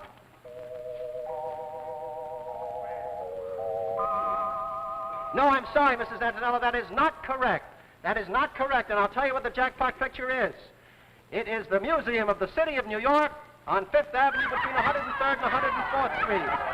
The Museum of the City of New York, but you've won yourself that trip to Bermuda, and thanks very much for playing Finders Keepers. Good night. There you go, and that's Finders Keepers for this Thursday night. Now, next week we will have a new jackpot picture, and this fabulous jackpot. First, to make life at home a bit more musical, a Cannabi piano, the official piano of the Metropolitan Opera, which can be seen at the Cannabi Piano Company at 536 Fifth Avenue. Second, to make life easier, every woman's dream, a Westinghouse kitchen with the wonderful Westinghouse twins, the washer and the dryer, and including a dishwasher and a Westinghouse refrigerator. And remember, you can be sure if it's Westinghouse.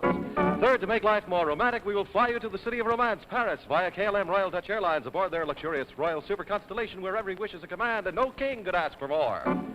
And topping it all off, you'll be our guests for a week at the world-famous Georges V Hotel in the heart of gay Paris, the most fabulous jackpot in television today. Yes, indeed it is. Now send in those entry cards and win that $3,000 jackpot next week. And until then, Thank you, Harry. and Fred Roberts wishing you blue skies and green lights, and we'll see you next Thursday when we'll all play Finders Keepers. Good night, everybody.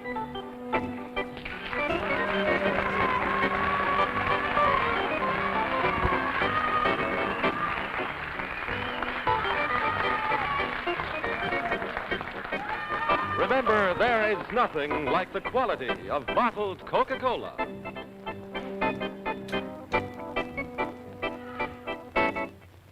This is the DuMont Television Network. And from 1955, that was an episode of Finders Keepers. You're watching Pab Does DuMont, a tribute to the late lamented DuMont Network from your friends here at 13 Week Theater. I'm hanging out in the chat. A lot of people are commenting on just how nice those prizes were. Well, Coke had a hell of an advertising budget back then, and of course, a lot of those prizes were traded for commercial mentions, which nowadays you have to actually say, but back then, hey, it could have been payola for all they cared. We're talking about DuMont. Oh, by the way, I do want to mention that I said we were going to be inducting the first class of the 13-Week Theater Hall of Fame tonight, but my playlist is a little packed. I'm going to put off the induction until next month, but I will announce later tonight our inaugural class of the Hall of Fame, so just stay tuned for that. DuMont was very noted for children's programming. They were, again, innovators in the art. Captain Video was probably the best known, and a few people in the chat were mentioning it. If you want to watch Captain Video, scroll back to toward the beginning of my channel. We have an Idiot Box episode on Captain Video that I hope you will enjoy. And they also were known for a few less successful children's programs like this one. This is Johnny Jupiter.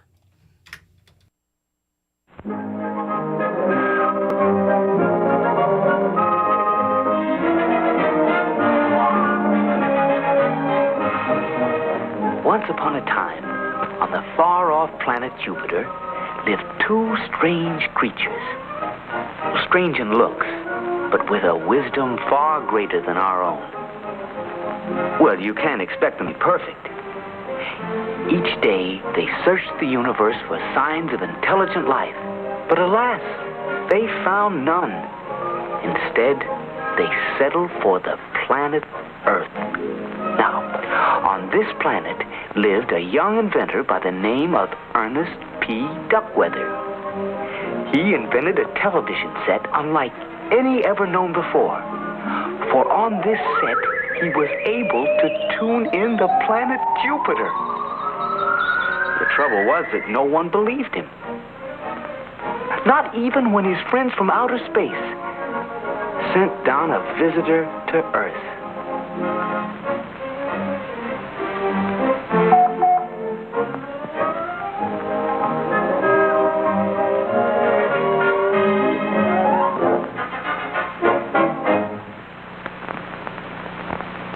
Oh, Major, it's wonderful how the Earthlings have found such a neat new way to eat fine chocolate. You refer to M&M's candies, of course. Sure, the delicious milk chocolate with a thin sugar shell that melts in your mouth, not on your fingers. M&M's candies. The chocolate treat that's neat to eat. There's just no other chocolate that tastes so good as the wonderful old-fashioned milk chocolate in M&M's candies. Little boy blue, come blow your horn, where M&M's candies are sold. The chocolate treat that's neat to eat, a favorite of young and old.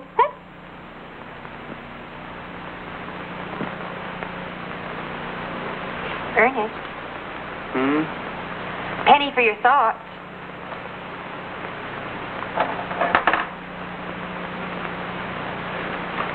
I've just been thinking about you and me, Catherine. Oh? What about you and me? Well, we've known each other for such a long time. I wouldn't be a bit surprised if one day you and me were... This is going to sound silly to you, Catherine. Oh, no, not at all.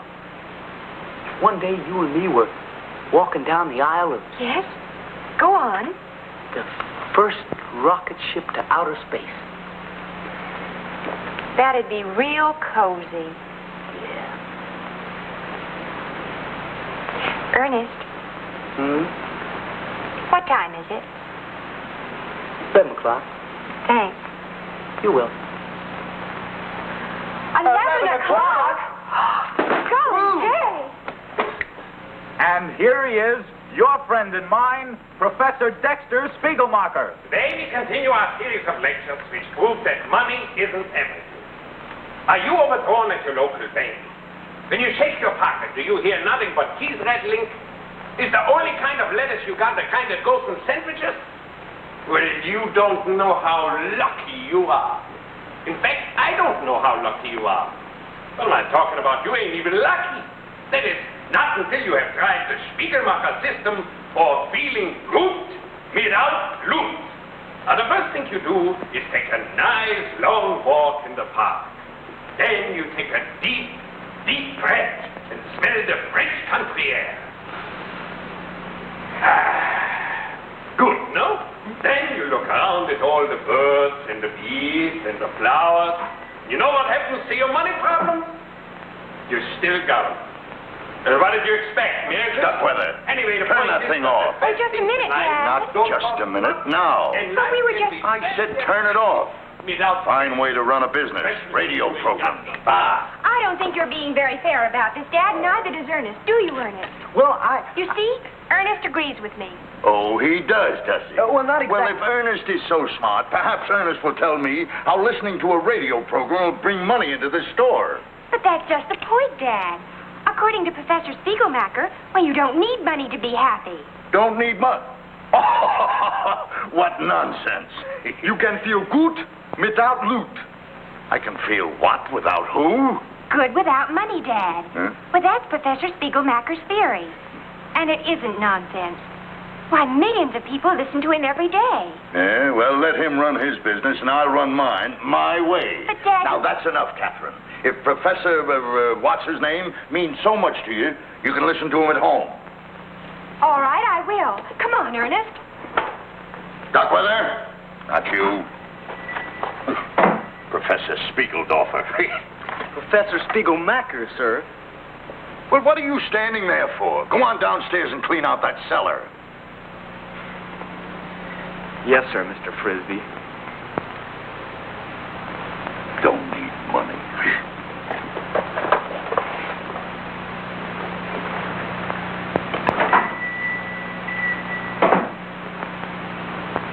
I tell you, I shall faint, Mr. Latham. I shall positively faint. You, it can't be why as do bad these as all things that, have to and I happen can to assure me? you that What's the trouble, Mrs. Clandis? Too much.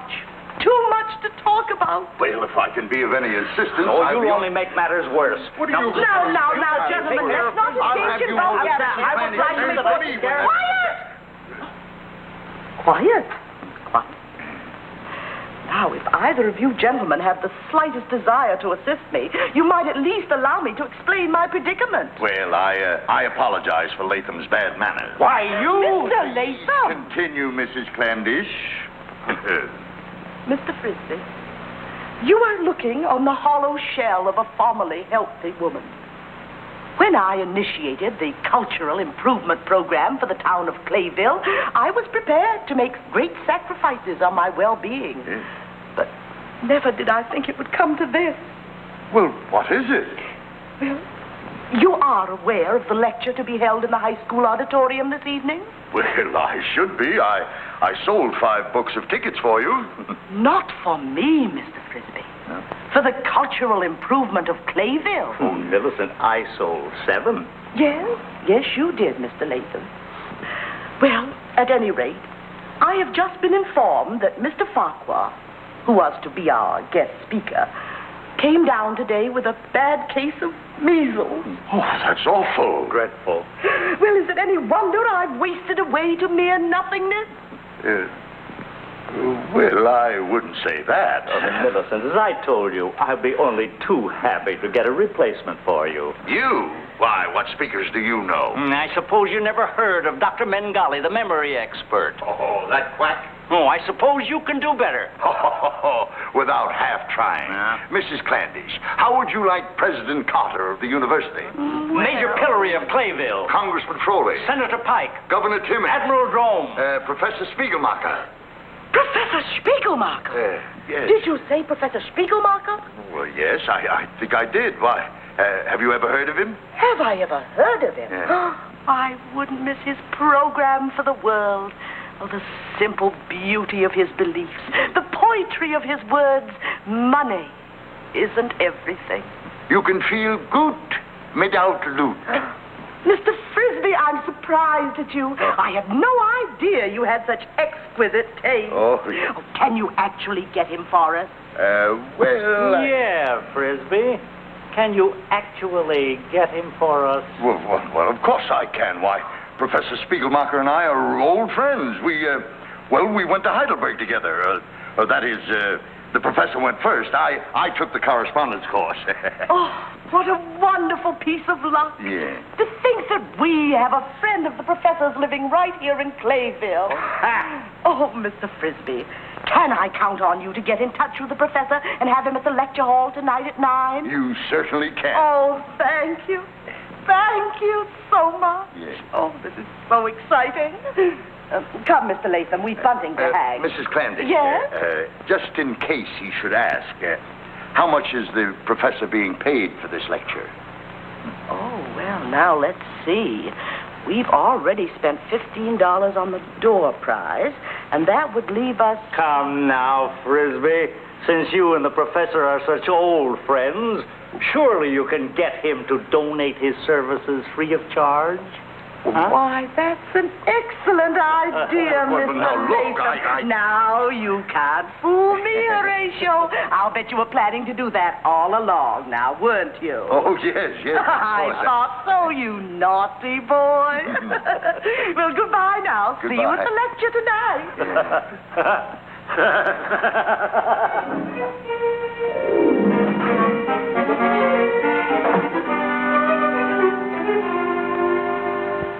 Duckweather? Yes, sir? My boy, I have a little job for you.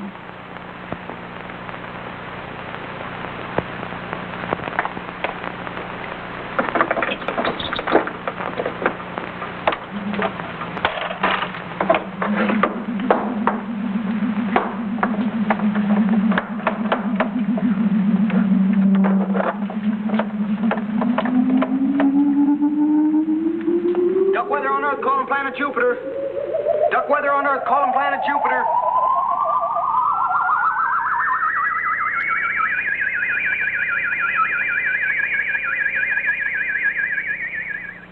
Oh, hello, Mr. Duckweather.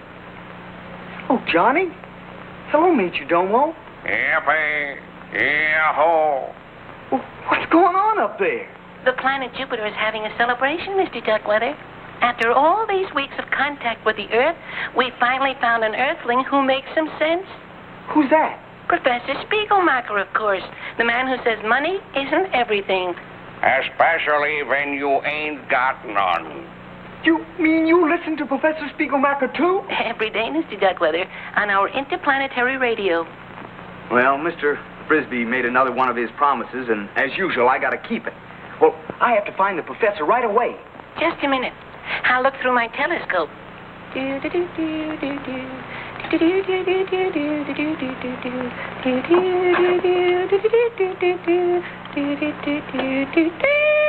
What a voice. And there he is, Mr. Duckweather. He just walked into the park. Which part? Can you tell? I don't know the name of it, but there's a great big statue right in the middle. It's squirting water through its ears. Oh, Franklin Park. That's in the city, 20 miles from here. See, I could make that in about a half hour on the bus. Well, I gotta hurry, Johnny. I'll see you later. Goodbye, Mr. Duckweather. Have a nice trip. Mr. Spiegelmacher? I concentrate. Why don't you just twist that? Please. When Spiegelmacher tackles a problem, he don't ask no help from nobody. I think I try a new dimension here. You see, it's impossible. What are they trying to do? Make crazy lunatics from the public? But don't worry, I bring it back to that magic store and I get my money back. Professor, can I see that for a minute? So you want to buy it, maybe? No, just try. You want to try? You think you can work something that stumps Spiegelmacher, huh? Go ahead, try. He thinks he can do something, but the great brain from Spiegelmacher... How did you do that? With relativity or calculus? Well, it was nothing, Professor. I just finished something you started. My boy, you're a genius. And I'm a genius, too. Two geniuses. I still bring it back and get my quarterback. Just a minute, Professor. Yeah? How'd you like to come to Clayville tonight and give a lecture at the high school auditorium? Lecture, huh? Mm-hmm. What do you want me to lecture on? You know, money isn't everything. That's right, my boy. You take nice long walks in the park.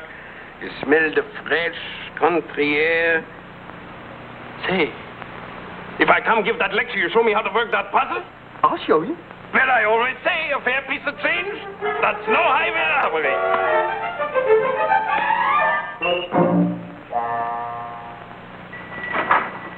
Dad, look! I got you, Mr. Frisbee. Oh, Ernest. Catherine, Mr. Frisbee, this is Professor Spiegelmacher. How do you do, Professor? Professor Spiegelmacher, this is indeed a privilege, sir. Allow me, on behalf of the entire township of Clayville, please. I make the speeches. Oh, yes, of course. Well, I guess we'd better be going, eh? First, I have to sort out the slides for the lecture. Excuse me. How long is this going to take him?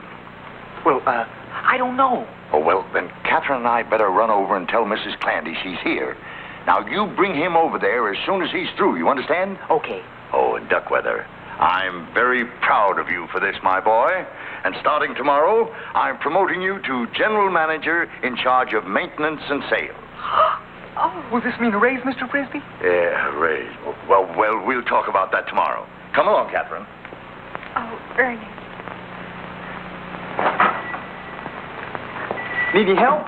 Yeah, can you let me have 5 till next Wednesday? What I'm talking about. The slides, please. Here, slide number 1, slide number 2, slide 3, and slide 4. There we are. Okay, now, we ready to go. I'll carry these for you, Professor. Sehr good, thank you. Oh, before we go, just one little question, please. What's that, Professor? Do I get my $1,000 before or after the lecture? You what? My $1,000. The standard lecture fee. $1,000? What are you worried about, my boy? Money isn't everything. Funny how many things happen by accident. Like the time I discovered life on Jupiter, and like many of you grown-ups discovered M&M's candies. Probably you bought some for the children because they're so neat to eat. They melt in your mouth, not on your fingers. Then you took a nibble. Surprised, weren't you? Hard to believe these little candies with the thin, crisp sugar shells and rich chocolate centers could taste so wonderfully good.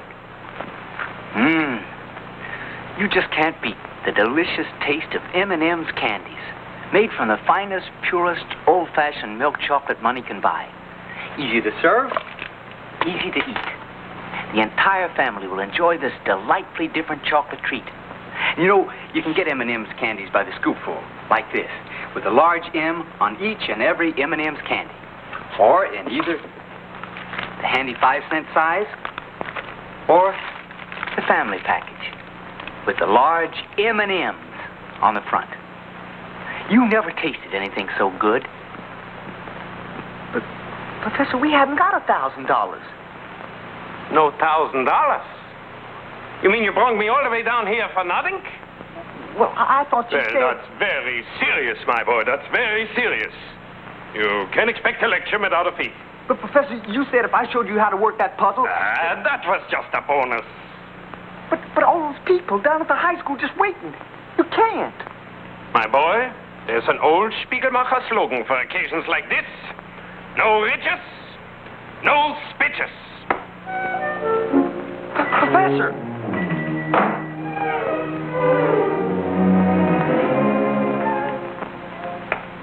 Ooh, I'm in trouble, fellas. What's wrong, Mr. Duckweather? Couldn't you find the professor? Yeah, I found him okay. I also found out that he charged you $1,000 to say that money wasn't everything. You mean he's rash for cash and hollers for dollars? I mean he don't feel good without loot. Creeping comets. What a disappointment. Johnny, what are we going to do? All those people down at the high school auditorium, they're just waiting right now. Well, why don't you give the lecture, Mr. Duckweather? Me? You believe that money isn't everything, don't you? Well, yeah, I know. And the professor never did believe it himself. Don't you see? You're really more of an expert than he is. Well, I know, Johnny, but it sounds awful risky to me. Just do as we tell you, Mr. Duckweather. You can't go wrong.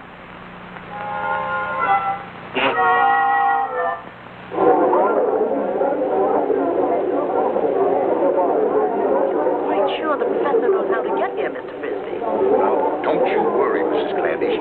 He'll be here any minute. Something tells me I shouldn't have left the professor in Duckweather's hands. You'd better run down to the store and see what's happening. All right, Dad.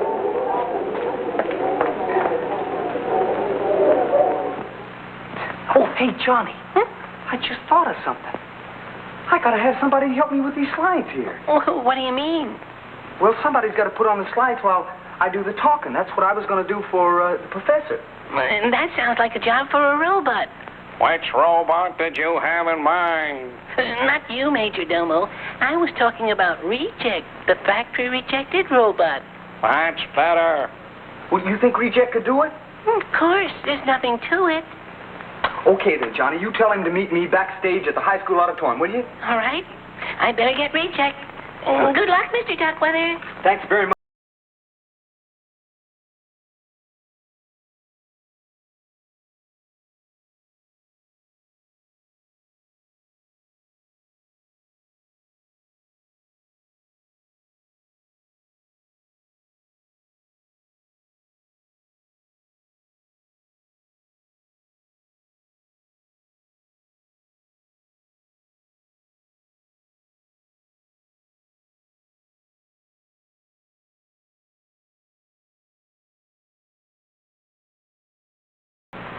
Oh, reject!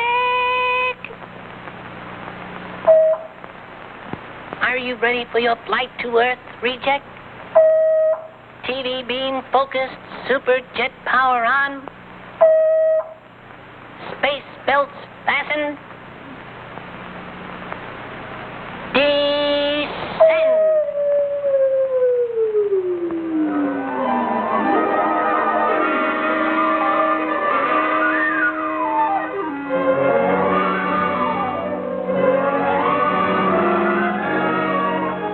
Reject? Reject, are you here? Reject? Reject, where are you? Oh, hi, Reject, look. Now, look, this is a slide projector right here. I'm going to show you what I want you to do. You put the slides right in here, one by one on this side. Push it through like that, and that brings the picture up. You understand that? Okay, I'm going to be right out here on stage, on the other side of the curtain where you'll be able to hear me. When I call for the next slide, you change slides. Here they are, right here in this box. There's a whole bunch of them, but we're only using numbers 1, 2, 3, and 4. In that order. Okay?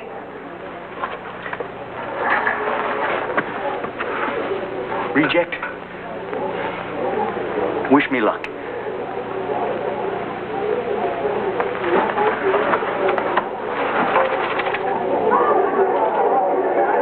May I have your attention, please? Your attention, please! I realize that every heart among you is beating anxiously for the arrival of Professor Spiegelmacher. However, since the good professor has obviously been delayed, I ask you to bear with me until... Ladies and gentlemen, put your minds at ease, for here he is, your friend and mine, Professor Spiegelmacher.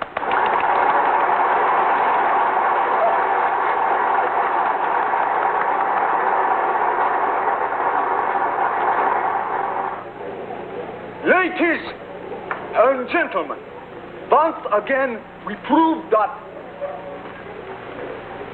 money isn't everything. The pictures. And so while it is ready with the slides, we can begin. Once upon a time in my travels, I met a young lady. She was a lovely young creature. And she was crazy about money. And she looked something like this. First slide, please.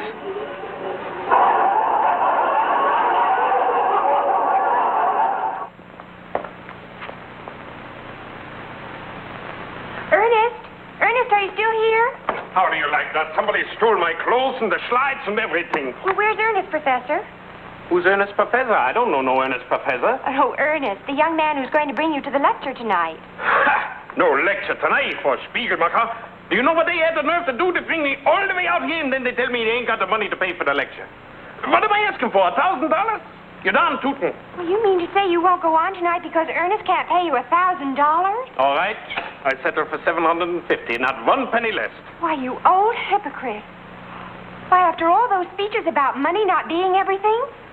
Why, you didn't believe a word of them, did you? Now, speeches is one thing, what's in the pocket is another. And to think that I believed in you. All those beautiful words about love and nature, what... Well, you ought to be ashamed of yourself. Now, listen, You listen to me, Professor. There are hundreds of people in that high school tonight waiting to hear you. Honest, decent, hard-working people who believe in you as I once did. Well, maybe it's time somebody told them what a fake you really are, You horrible old man. Hey, Bates! My assistant must be having trouble with the slides. Next slide, please.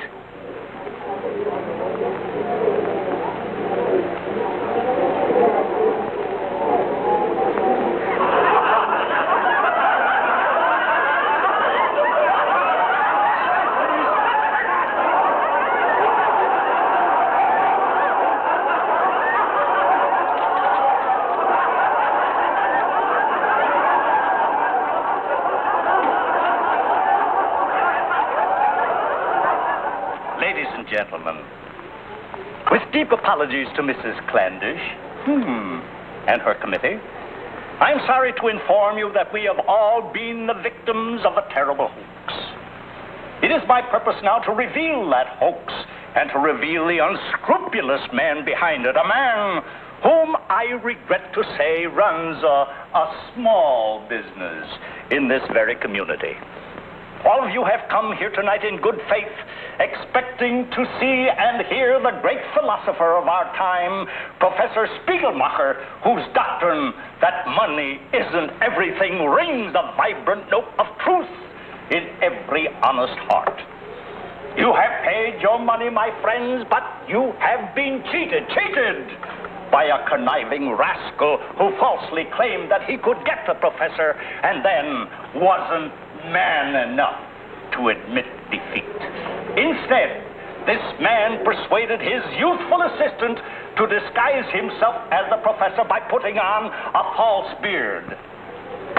Knowing these facts, it is my solemn duty as a citizen of Clayville to expose this hoax and the villains behind it.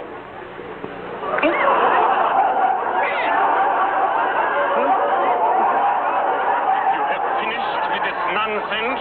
We proceed with the lecture.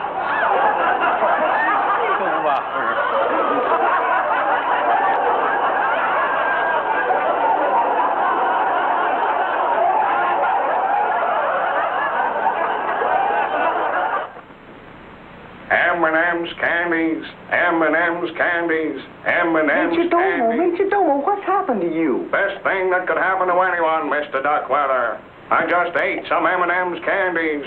So good I can't get them out of my memory cylinders. He's right, Mr. D. M&M's Candy's own blend of the richest, purest old-fashioned milk chocolate is the tastiest treat in the whole wide universe. You're both so right. But to make sure you get only genuine M&M's candies, when you buy them by the scoopful like this, be sure you look for the letter M on each and every one.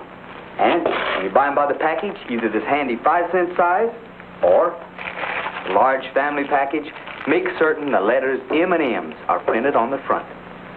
And remember, M&M's candies are the chocolate treat that's neat to eat. Because M&M's candies melt in your mouth and not on your fingers. What a wonderful taste. M&M's candies can't be beat. They're the chocolate treat that's neat to eat. Mothers and dads and children too eat M&M's candies. How about you? And you should have seen the look on old Latham's face when he tried to pull off the professor's beard. He looked as surprised as a jackrabbit in a Turkish bath. And Mrs. Clandish was pleased as punch. And, Mr. Frisbee got all the credit for making the lecture a big success. Didn't you get any credit, Mr. Duckweather? Well, only with Kath and Johnny, but shucks, that's all I care about.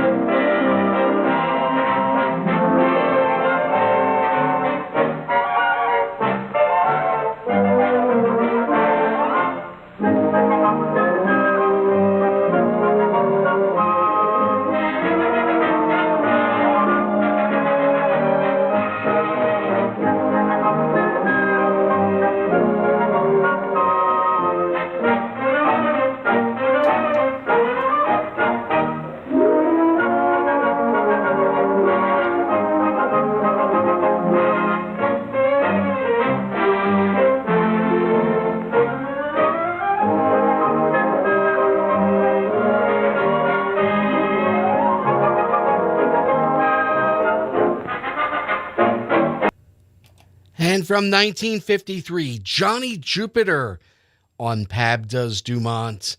We are taking a look at programming from the late lamented DuMont Network all night tonight. Be sure to join us over in the chat. A lot of discussion about that show and how it just didn't really feel like a kid's show. Well, a lot of kids shows back then didn't feel the need to talk down to kids like some shows do today. But yes, it was intended as a children's show, thus the puppets. Coming up next is a real obscurity.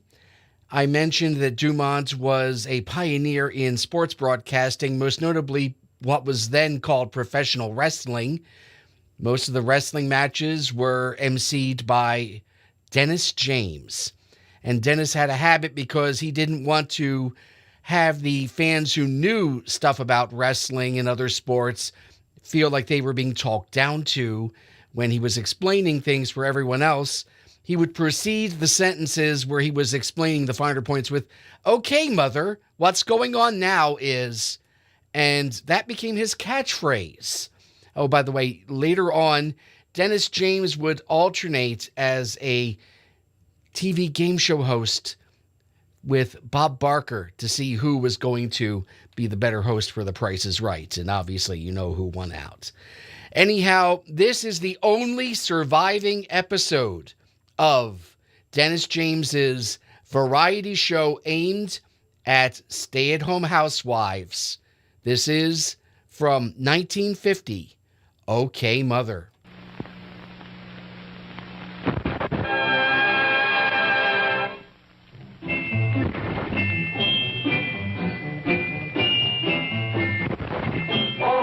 Mother, it's your time of day. Okay, Mother, time to have your say. The Problem Playhouse lets you wear your views. The guest consultant with all the latest. So join in the fun, everyone, with laughs, problems, and funny games. So okay, Mother, we're presenting Dennis James. Okay, now, who makes the cooling lemonade? Who's the gal we'll never trade? Well, it's 1 o'clock, your time of day. Time for you mothers to have your say. Okay, Mother! Okay, Daddy! Sounds like a slow motor getting started, but we'll get started. All of you girls at home, now take it easy, relax, and settle back. You know, it's warm weather. No work for you from 1 to 1:30 every day. It's Mother's Day. No dishes to do, no lunch to prepare. Just sit back. All our entertainers here will entertain you. Okay, Mother? Okay, All right. All right, girls, first of all, here's Julia Me. I'll give her a big hand just to limber you up. If I could be that beautiful, I could make $1 million in television. You know that? Speak to us, Julia. Go ahead. Anyway, for the first monogram... Go ahead. I want to hear, too. Oh, all right. For the first monogram, we have a lovely Evans compact. All right, along first of all, the mothergram now. Don't shout it out. Put your hand over your head. This English mother's little boy was not one of those chickens. Though beaten much and whipped a lot, he had spirit like the Dickens. He tried his best to lead a life, not wicked, not a pagan, but he was kept in bondage by the evil Mr. Fagin. Who is it? Come on, the little fellas ought to know this. Mother, stand, you know? Nicholas Nickleby is not right, Mother. Stand, what? Oliver Twist. That's it. Give her a hand. That's it. Oliver Twist. The Evans compact. Thank you very much.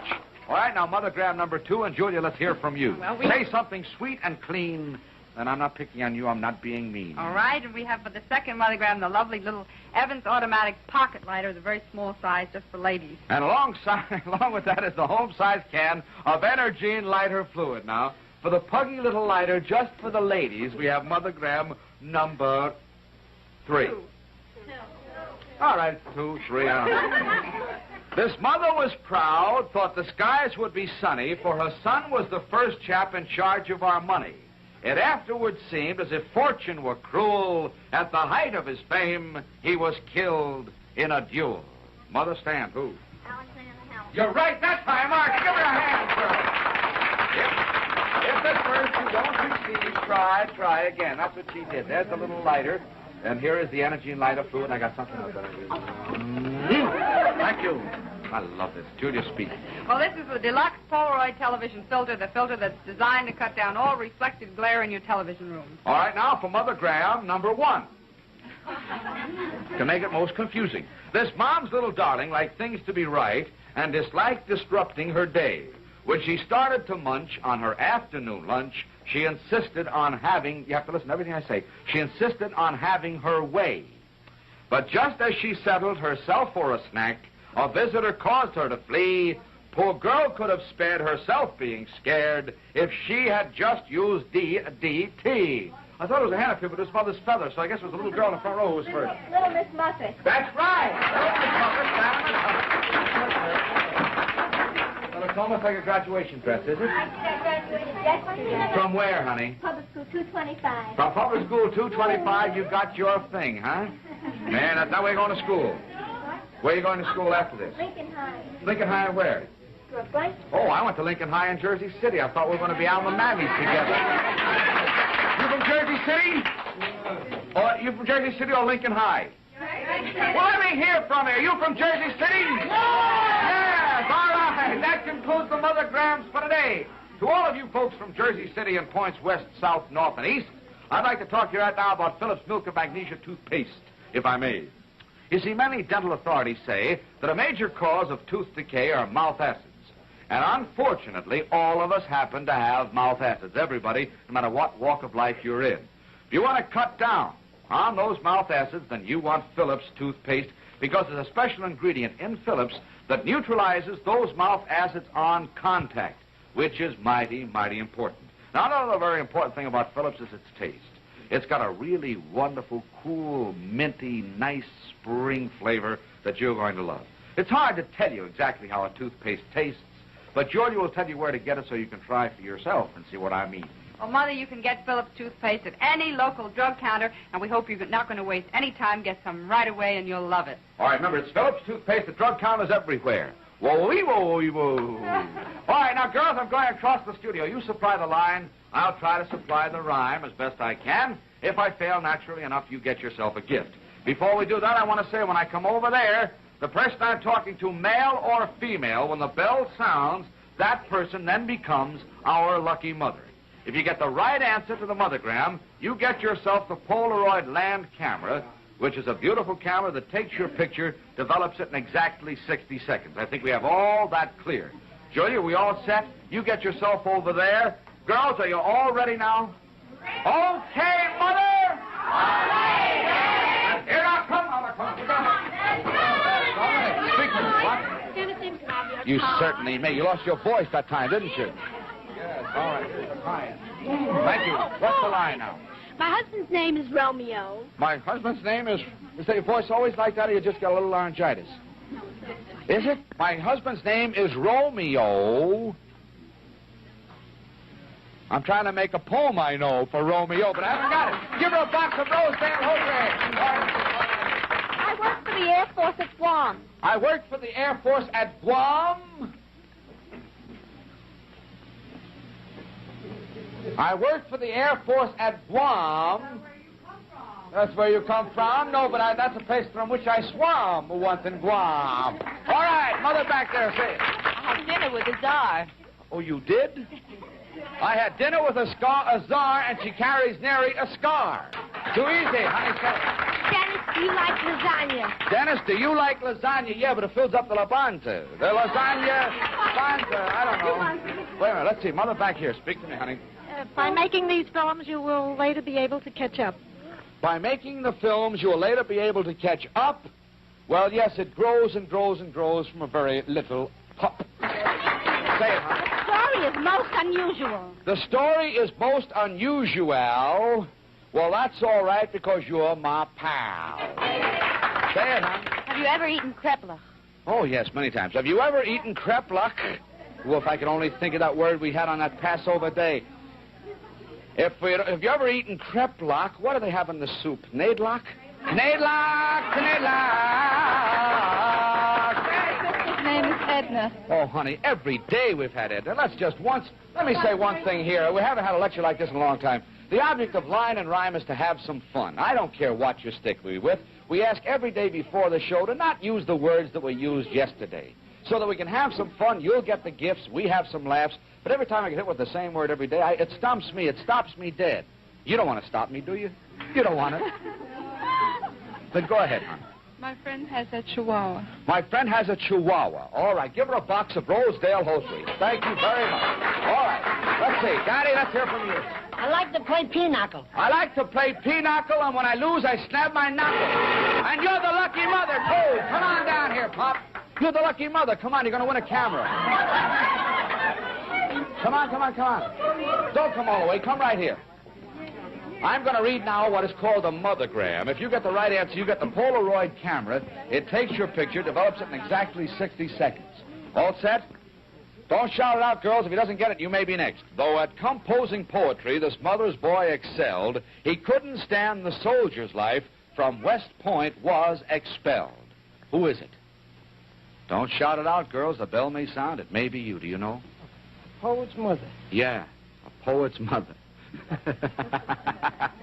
You haven't got it? Time is going. You have. No. Give him a big hand anyhow, girls. He hasn't got it. You got a very handsome daddy standing in the corner. Come on out here, Pop, so we can see you. Man, there's a good-looking fella, girls. Thank you, sir. Name, please. Charles Rodemer. From where, Mr. Rodemer? Rutherford. Rutherford, New Jersey. Rutherford, all right, New fine. Jersey. Give me a line now. Maybe I can't rhyme. You go away with an Anson set. What is the best bread made? This man's a bread salesman. I can tell you right now. Here's a kid who's in the dough. What is the best bread? I think I said something. I don't know what I said, but I think I said something. What is the best bread made? Wonder bread. Is that what you want? What, you got a man from Wonder and a man from Bond? Well, both of these kids are in the dough. What is the best bread made? I guess I would have a bread if I were being paid. Okay? All right, let's see. Dennis, I'm Calabrese. Dennis, I'm Calabrese. Dennis, I'm Calabrese. That's a new form of craze. You see, you're either Napolitano, you're Calabrese, or you're Franco Valese, right? Yes, honey, come on. I was excited when I saw you in the restaurant. I was excited, and I was excited when I saw you in the restaurant, too. I was excited when I saw you in the restaurant. Well, it was just like seeing the great DuPont, but I'm going to give you a prize anyhow. A big horsey for the little girl right here. All right, I didn't get over to this side at all today, did I? I'm sorry, girls. We'll stay here for a minute. Speak to me, you. Could you rhyme, Dennis, the word Vincenza? Can you rhyme the word Vincenza? Yeah, with credenza. It's a form of furniture. You're the lucky mother. All right, you ready? Don't be nervous now, because you go away with the Polaroid camera, boy. Here it is. Though at composing poetry this mother's boy excelled, he couldn't stand the soldier's life. From West Point was expelled. His stories alone didn't give him the chills. He shivered some when he could not pay his bills. Who is it? He was a poor man, you see. Poor man. Who is it? You don't know? 5 seconds, 4 seconds, 3 seconds, 2 seconds. She doesn't know. Give her a hand anyhow. Mother, have you ever been to Africa?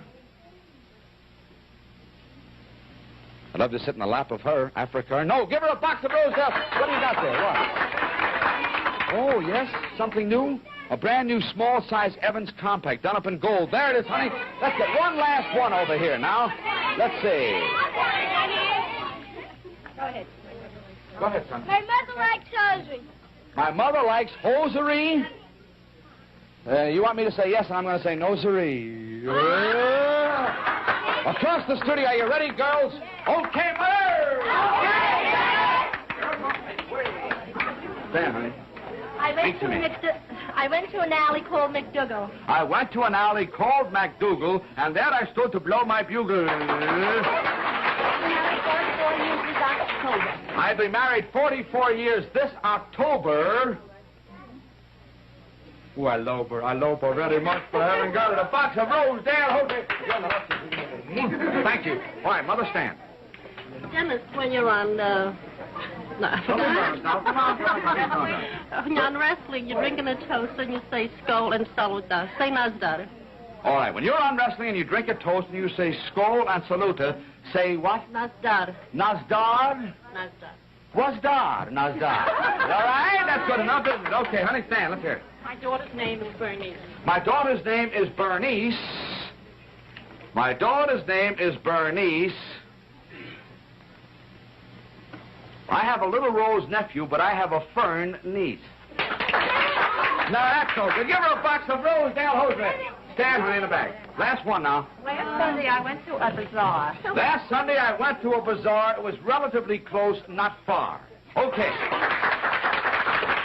We get to the problem class, girls. Now, every day at this time, we read a letter nominating some mother for Mother of the Week. In reading the letter, the mother automatically becomes our Mother of the Day. And here is the letter. This one says, Dear Dennis, I don't think there is any way to express the deepest feelings of the heart toward a mother. Mother is always doing kind deeds for others and never expects any thanks. But I thought this would be one way in which to show my appreciation for all she has done for us. When I was 8 years old, now get this, my brother, sister, and I were unwanted by our real parents and were going to be put into a home.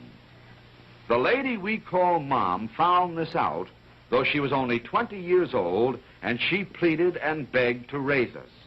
She has 2 children of her own now, but she never gives one more than the other. She works on the farm 6 days a week so we can have all the comforts and pleasures of other children. A few years ago, a young couple moved near us. They didn't know how to manage their small home, so Mom immediately went over to help the young girl who was expecting a baby. Mom knew they couldn't afford to buy the things a baby needs, so she gave a baby shower in the girl's honor, and now the baby is almost 2 and is never forgotten by our Mom. Dennis, now you just know a few reasons why I nominate this mother, who is now my mother, to be your Mother of the Week. It's signed Miss Sylvia Thomas of Butler Avenue, RFD number 3, Millville, New Jersey. We're sending out to the mother she's talking about this beautiful Hellbros wristwatch equipped with the famous 17 ruby lifetime jewel movement.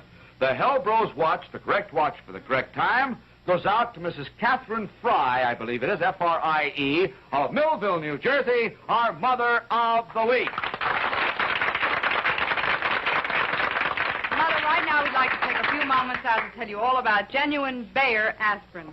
You know something? The 2 most important kinds of relief to anyone suffering from ordinary headache are fast relief and gentle, dependable relief. And genuine Bayer aspirin gives you both. It's amazingly fast because it actually is ready to go to work in 2 seconds by stopwatch, and it's completely dependable because its single active ingredient is so gentle to the system, mothers give it even to small children on their doctor's advice. Now add to this Bayer aspirin's unmatched record of use by millions of normal people without ill effect, and it's easy to see why you can take Bayer aspirin with complete confidence. So for fast relief and for dependable relief, use genuine Bayer aspirin. When shopping at your druggist's, you'll see this display of Bayer aspirin from which you can serve yourself. Take the 100-tablet bottle and get Bayer aspirin tablets for less than a penny apiece. And now, here it is. Once again, it's the Problem Playhouse, and Julia Meade shall play a mother today. Set the scene, Julia, will you? All right. I'm sitting in my dressing room getting all ready to go out. Let me see. Oh, I should be ready in a minute. Mommy! Yes, dear? Mommy! It's little Dennis. It's me, Mommy. You know that little sprinkling system that's out in the yard? Yes. And you said you have to stay at least 6 feet away from it? You know that? Yes. Well, 6 feet ain't far enough, 'cause I got soaking wet. Oh, you've got your good long trousers all wet, little Yes. Dennis. I told you to stay away. You'd think you'd have enough sense to know when you're getting wet to step aside and not get yourself all wet. I want you Daddy's the same way. Daddy does the same thing. Oh, where did you get that idea? Mr. McCann opener told me. Mr. McCann opener told you that Daddy stands out under the sprinkler every day. He didn't say it in so many words, but he said your father is all wet. Well, sometimes, dear, you're just impossible. I wanted you to look nice today when we went to Grandma's, and I want you to look nice when you meet your new cousin, Peter. Will I meet Peter? Yes, he's a lovely boy, and I wanted you to look very nice. Peter's a boy? Well, then I don't want to meet Peter. Of course he's a boy. Why did you think he was? I thought Peter was a rabbit.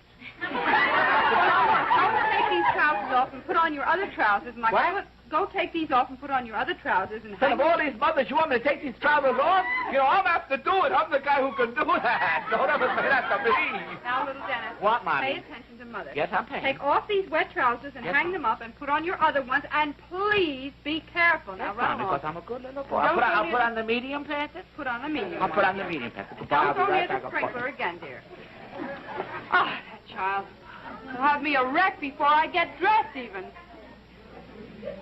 Oh, well, I guess he won't go near the sprinkler now.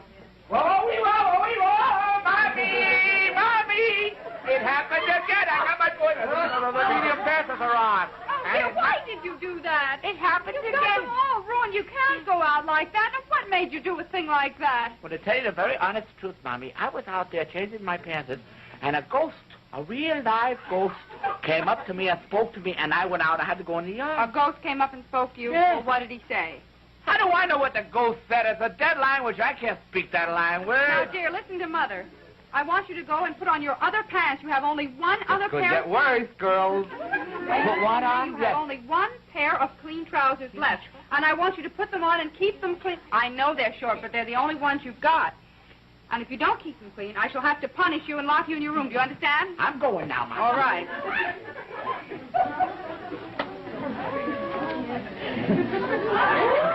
Bobby, it happened again. Look at my dress is all wet. Too much. Now, I want you to run upstairs and close yourself. Why, mothers leave home, yeah. This is too much. This is really a shame. Mother's trying to get dressed, and you're just being You're trying so hard to be horrible. serious, and I'm not giving you half a chance. Getting Now I me feel all upset. Now, I want you to go upstairs and stay in your room until those trousers dry. Do you understand me? Help this little accident. You couldn't help it. Run upstairs. I gotta go again. Yes. I have to stay in my little old stinking room. Yes. And stay there till those trousers dry. Bobby, I'm lonesome. Bobby, I don't want to go. I hope you get upset. Now, behave yourself. I'll come up in a little while to see if the trousers are dry. Otherwise, we won't go. What's all that noise? Are you out there without your trousers on? Are you out there without your trousers on? Are you out there without your pants on? No, I got to my pants on. I'm just to fix them up at the gasometer. What are you talking about? Boy, what changes today? Boy, girls, the problem is simply this now. Isn't this silly? Well, I'll be dressed by the time somebody says something. Girls, the problem is this. When a child goes in front of a water sprinkler in the backyard or out in front of the hydrant that might have been opened up by the city Department of Sanitation, should we spank and punish that child for going in front of the sprinkler? Will you take it first, Mother, your name, please, and where you're from? I'm Mrs. Puccio from Mascot, Long Island. I don't think I would spank my little boy if he went out on the lawn under the sprinkler system because, after all, we've been having a water shortage and a few extra drops of water would be welcome. I would just take him in and change his clothes and tell him not to do it again. All right, thank you very much. Mother, will you stand, please, your name and where you're from? This is Carolina, Brooklyn. Well, if I wasn't going out, I wouldn't spank him or punish him. But if I was going out and I was all ready to leave, I would punish him because when I'm home, the kids are always so dirty anyway. The water would really help. Some of these get so complicated. When I'm home, the kids are dirty. If I'm going out, I'll punish them. Mother, your name, please, and where you're from. Mrs. Goldbergs, please, Long Island. I wouldn't spank my baby because the old kids love water. Let them have a good time. Oh, these mothers are so cute here. And then home they get the kids and go, Yes, baby. Stand, honey, Mother. Mrs. Fandangelo from Brooklyn. I would Pardon? punish him. What? I would punish him Beat his because little head off, wouldn't you? Go ahead, Miss Fandangelo. if I told him not to go and he goes in the water when he's all dressed up. All right, then he'd get a punishment. Mother, back there. Stand, please, your name and where you're from. Captain Marcy's flushing. No, I wouldn't spank him. No, he wasn't flushing, Mother. He was out in the sprinkling system, you see. All right, go ahead. No, I wouldn't spank him because children are bound to get into their messes. They are not adults. All right, thank you. Little girl right here. Will you stand, please? Your little daughter with you? How about that little cute one? If she went out and got all sprinkled up, would you spank her? Yes, I would because I allow her to play in water at certain times of the day. So, Give me a hug. I can feel that strong. water anytime. Man, you'd never... If Mommy ever spanks you, I want you to come to me, and we'll go under the sprinkling system together. And give me another one of those. All right, Mommy, you say that you would not spank her then, huh? Spank her. You would spank her. Oh, then come out here, will you? Oh, well, come on. Here's a young mother with a beautiful little daughter. She'd spank the daughter if your daughter got wet. You going to fight with her? Come on. Come on, you're just big enough to let her have it, too. All right, you would not spank your child. You first again, Mother. I You stay would. with us, hon. I Go would ahead. spank my little girl if she went under the sprinkling system or any anyone's faucet at the lawn, since she gets her time to play with water each day if the weather permits. All right. In other words, then when she is dressed up and is supposed to be clean, then she should. All right, now you, Mother. You wouldn't spank? No, I wouldn't spank my little child if they went in front of the sprinkler system because all children love water, and we all bound to go ahead and feel as though they're getting cooled off. All right. Now, here's a mother who would not spank her child for going under the sprinkling system when she wasn't supposed to. Hand over your head if you would not spank the child. 1, 2, 3, 4, 5, 6, 7, 8, 9. Here's a mother who says yes, spank the child. 1, 2, 3, 4, 5, 6, 7, 8, 9, 10, 11, 12. We have found out you're going to get it, kitty. All right. Mother, for you, a set of glass of Scotland sweaters, which Julia's wearing right now. It's the shrugged shoulder sweater. And what else goes along with these, Julia? Oh, the wonderful muslin pepperell sheets. These are come in 7 personality colors. Your colors happen to be in blue. Thank you. Mother, for you, the Evans lighter done up in silver, along with that, the home-size can of Energene lighter fluid. Thank you both. In a moment now, before I go into that, I want to tell you, the answer today to the mothergram, the lucky mother, was Edgar Allan Poe. I said before he was a Poe man, and nobody heard me. Thank you, Mother. A moment, I'll have you meet our honor mother. If you want to take advantage of Double Danderine's great 2-in-1 sale. All right, speaking of 2-in-1 sales, again, I want to say, and I'll keep repeating this and repeating until you folks get down to those drug counters, I need 2 of us to talk about this 2-in-1 sale. Now, if you can bear up with it, we have 2 Denny Jameses. They're both the same size and both just as horrible. You all set?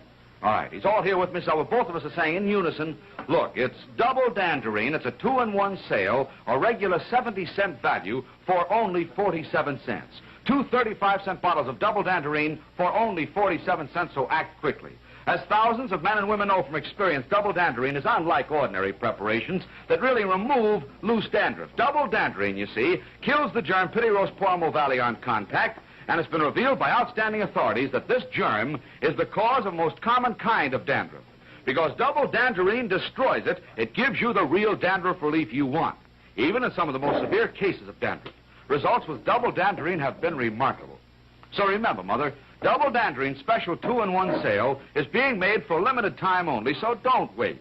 Today or tonight, sure, go to any drug or toilet goods counter and get 2 regular 35-cent bottles of Double Danderine for only 47 cents. Don't forget now, the name is Double Danderine. And it comes time now to meet our honor mother for today, a girl that's done an awful lot in the way of vocalizations, the concert and opera singer. Let's give her a wonderful big hand, Judith Duniger. Give her a big hand. All right, Judith, let's talk a little bit about the concert stage.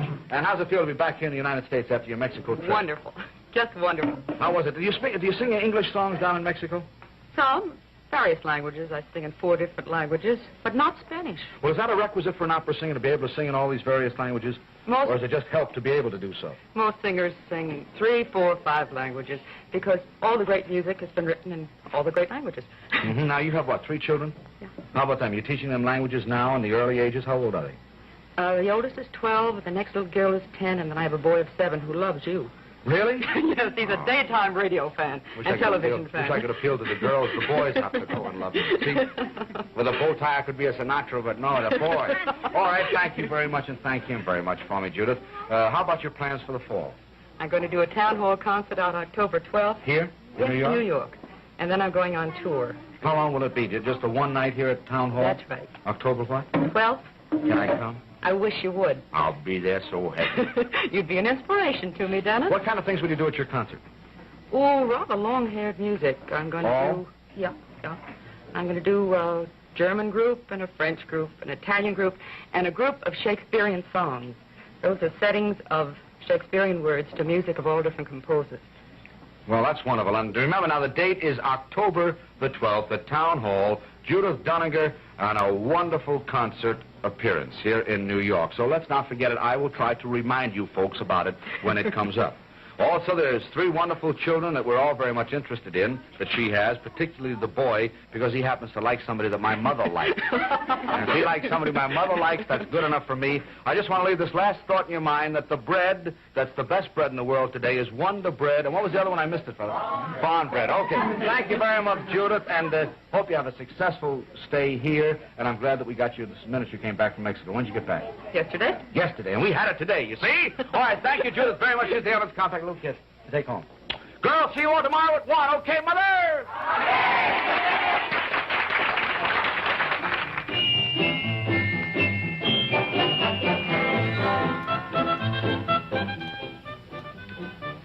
Miss Mead's Dress by Paul Parnes. OK Mother is directed by Lou Sposa. And from 1950, the only surviving episode of Dennis James' OK Mother. This is Pab Does DuMont, a salute to the late, long-lamented, and long-lost original Fourth Network, here from your friends at 13 Week Theater.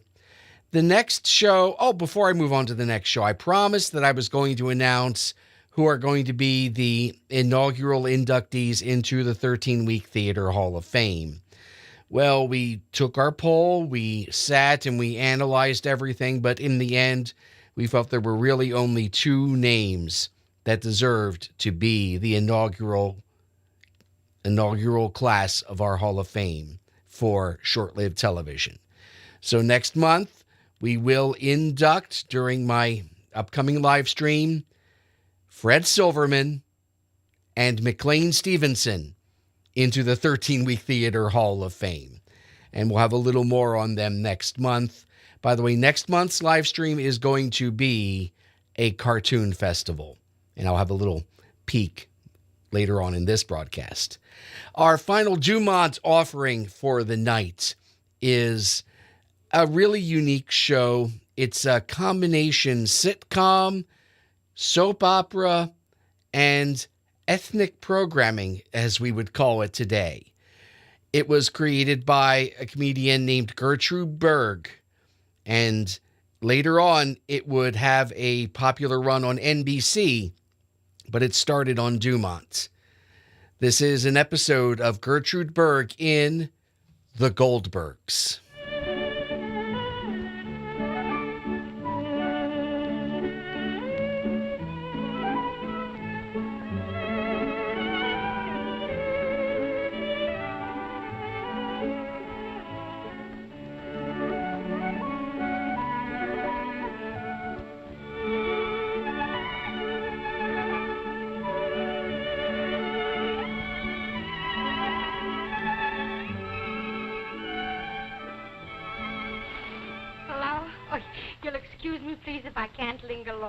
My family circle committee is meeting at my house today. Oh, relatives and relatives. Like Jake says, everything is relative. Me, listen, I'm not so sure. Who, for instance, feels relatively good or relatively bad? You feel good or you don't feel good. And if not, shouldn't you do something about it? For me, that something is ribitol. Believe me, that tired feeling can come because you're not getting the vital elements in ribitol. And if that's the reason you're feeling too tired too often, ribitol can make such a difference. You won't know yourself, you'll be feeling so good. Ribitol can help your resistance by building up your worn-out body cells. What do you think? And this means feeling alive and bubbling over with energy. Energy you can only get from the 22 elements in ribitol. So try my ribitol, and try it now, because now you can try it free. Yes, I mean it, free. When you go to your drugstore, buy this 100-size bottle at your regular price, and your drugstore will give you this $1.98 size bottle of ribitol free. So try it. What can you lose? And if you're not feeling like a new person in just 7 little days, return the 100-size bottle and get your money back, every penny. And keep the $1.98 size as a present. So do yourself a favor. Try ribitol. But immediately.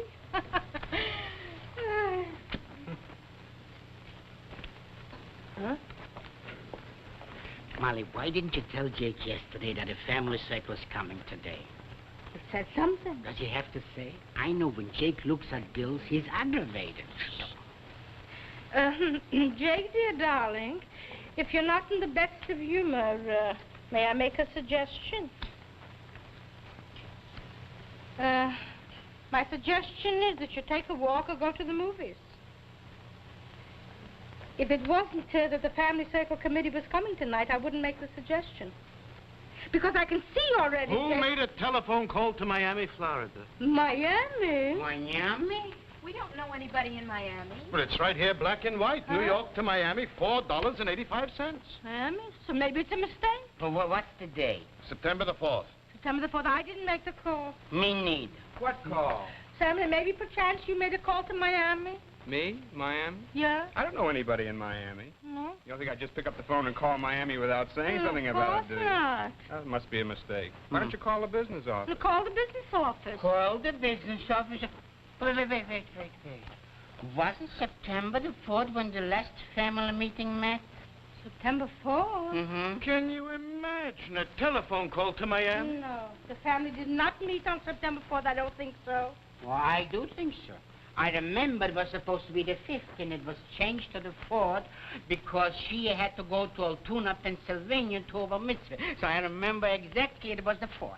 I'll say one word, and that's all. Don't say it. I'll say it for you. My family. My family, it wouldn't be. Of that, you can be assured. Isn't that a little childish, Pop? Quiet. What's your family or Mama's family got to do? My remark was addressed to your mother. Well, Sammy is right, Jake. I'm also Molly's family. Did I ever, as long as I live in your house... David, please.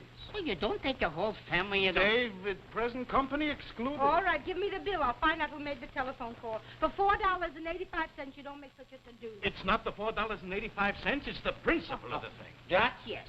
The principle is wrong. That I also say. To walk into a person's house, a relative distant or near, it's still long distance. I mark down even when I make a local call. No, Molly, dear? Or I go down to the candy store, I put in my 10 cents, and when I talk overtime, the operator informs me. I'm going to find out who made that telephone call if it's the last thing I do. Good night, Ma. Good night. Where you going? Out. But where you going? How much studying do you think we can get here with the family circle? Oh, you also with the family circle. You see how the apple don't fall far from the tree? Hi, Jenny. Hello. I'm the first one. Hello, Jenny. Hello. Give me your coat, Jenny. How are you, Jay? Fine. And David? Oh, fine. Jenny. Sit down, Jenny. You were saying something? Yes. Jenny, dear. Somebody... dear, tell me, who in our family circle would be in Miami and would have occasion to call and communicate with somebody there? Miami? Florida. Somebody that went to Florida, you mean? Yeah, somebody that would have occasion to call Miami.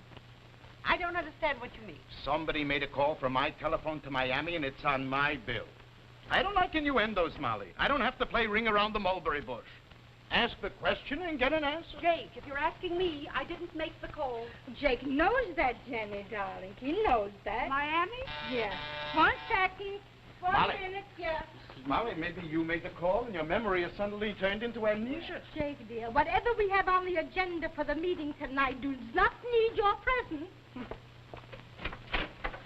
Hello, Molly. Hello. Jenny's here. Who's here already? Jenny is here. And I thought I was late. Sit down, Shea. Shea?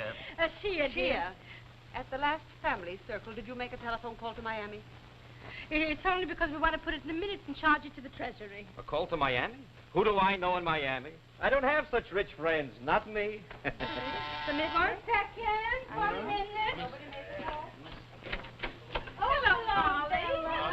Hello, Jay. Hello, Jenny. Shea. Don't forget, everybody, next month we meet at my house. That's just before I go to Miami. Miami? Well, you know I go every year, Jake. Listen, once a year I can go to see my son. Bella. Bella, dear. Bella, did you make a telephone call to Miami last month? Of course I did. Did you pay for the call? Of course I paid for it. Do you think I reverse the charges when I call my son? Jake just got the bill. What bill? Oh, I didn't make the call from here. I made the call from my house. Do you think I would make a telephone call to Miami from here? Somebody made a call. Nobody knows. 1 minute. Oh, hello, Tommy. Hello, Johanna. Hello. Hallo. Was macht man über ja? Danke sehr. Sit down, dear. Phil, ich habe gerade eine Karte bekommen von Dieti.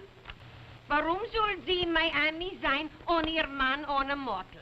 Mottle's wife is in Miami? Let me see. Let me see it, Molly. Mottel's wife is in Let me Miami. see, Molly. Let me. Some husband that Mottle is. Very fine indeed. His wife is in Miami, and he's here. Doing what? Nothing. It's solved. What? It was Mottle that made the call. Who else would it be? What's that? Squeezing oranges in Florida. She's got an orange stand. Jake, how much was the call? I don't care if it was 2 cents. It's the principle. You're looking for principal from Mottle? It happens in every family, Jake. There's always a Mottle. Always. If I ever gave Muttle a piece of my mind and my opinion of me, of him, this time you'll hear from me. You can also give me a chance to say a few things. Oh, you don't know the half of it. Do you know what my Georgie has done for Muttle? If it was only appreciated, do you think I would mention it? Der Mottel grosser Verdiener. Listen, is there one member of the whole family who doesn't have something to say to Muttle? Listen, if you'll excuse me, is there one member of the family that ever spared Muttle's feelings? If we're talking already, let's talk. What do you mean, Molly? We never did anything for I Muttle. didn't say you didn't do. What should the family do? Roll out a red carpet every time he makes an entrance for a favor? But like the black sheep, he oughtn't to be treated not neither. The man is a failure and he'll never be anything else. Should his wife be in Miami now working and standing on her varicose veins? I don't like to say it, believe me, but lazy is the word for You're being very polite. Lazy.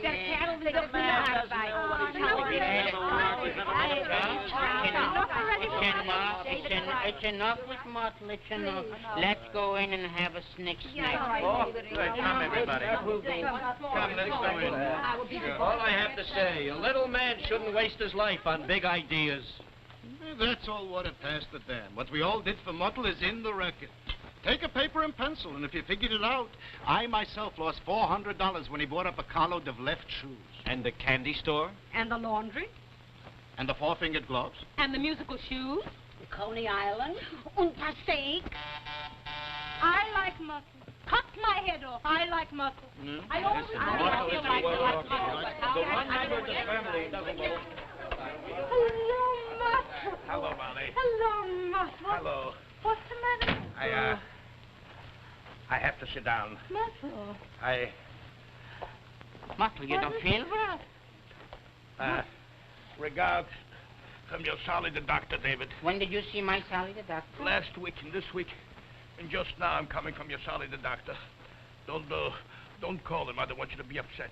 What is it, Muttle? I developed a heart. Muttle has a heart. Yes, my dear family. Muttle. A little water, please. Excuse me. Muttle, how? This is so sweet. Put down the bill now. Now is no time for a bill. Get a little water. Muttle don't feel well. Muttle, maybe you'll lie down a little bit. Care and attention I must have. If not, Muttle is finished. Who's going to give me care? Who's going to give me attention? Here, Muttle. Thank you. Drink, Muttle. Slowly drink, Muttle. Take away the glass. Only care and attention. Marietta is in Miami. Where shall I go? Where shall I turn? Who is going to care for me? Who? Come, Muttle. Maybe the excitement is too much for you. Come, Muttle. Come, you'll lie down a little bit. You'll rest yourself. Molly. Come, Muttle. You'll rest yourself. We'll have to have a conference. If Muttle developed a heart, something has to be done. Poor Muttle.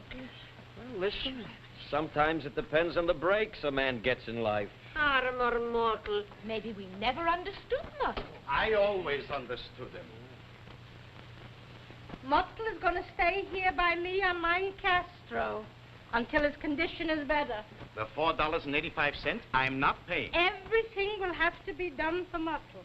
Whatever we had on the agenda tonight for the meeting will have to be postponed. You'll kindly enter the $4.85 on the family circle outstanding accounts. I make a motion, please, that Muttle will be the responsibility of the family circle. All those in favor, say aye. Aye. Aye.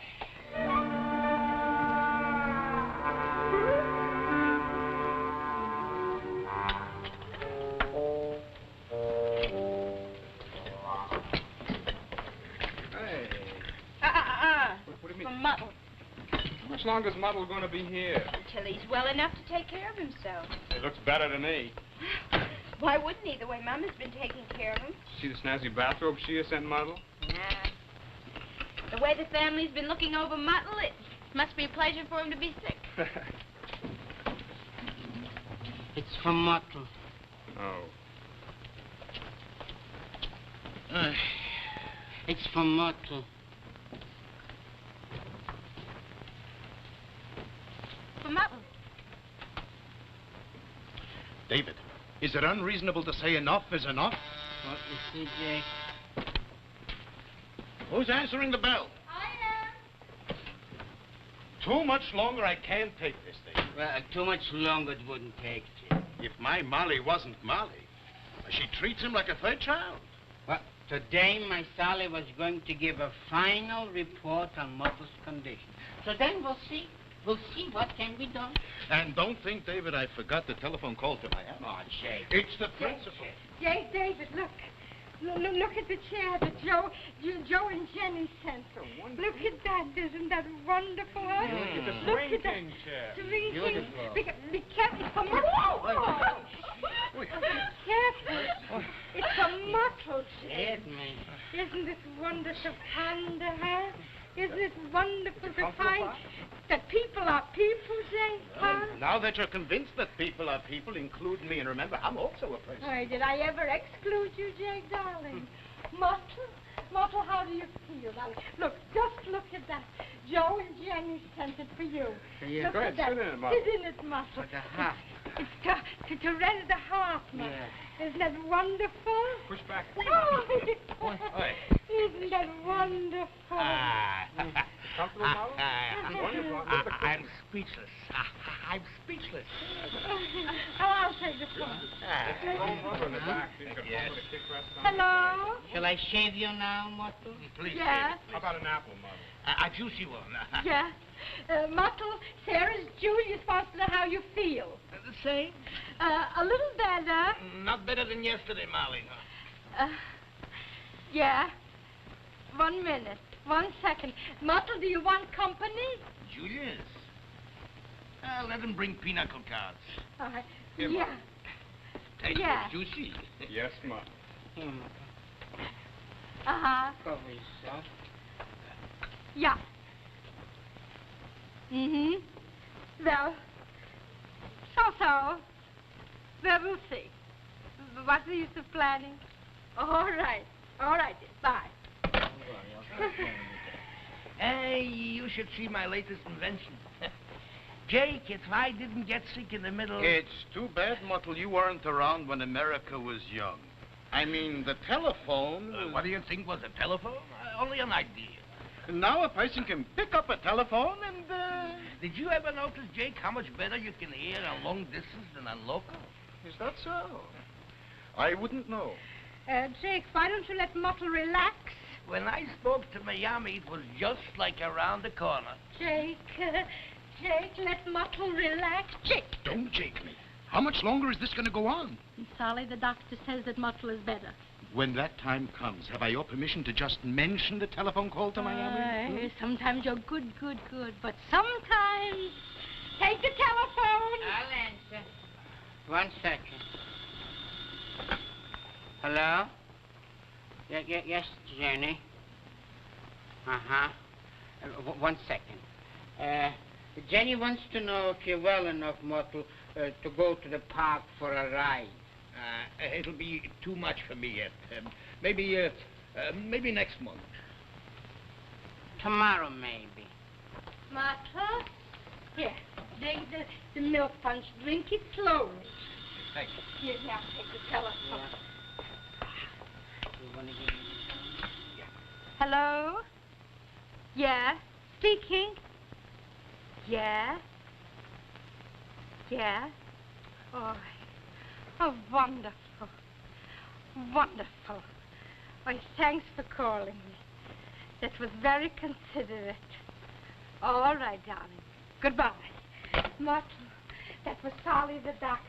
He saw your heart cardiograph, and he says that you're much better, and you can start already. I mean, you can, Better already?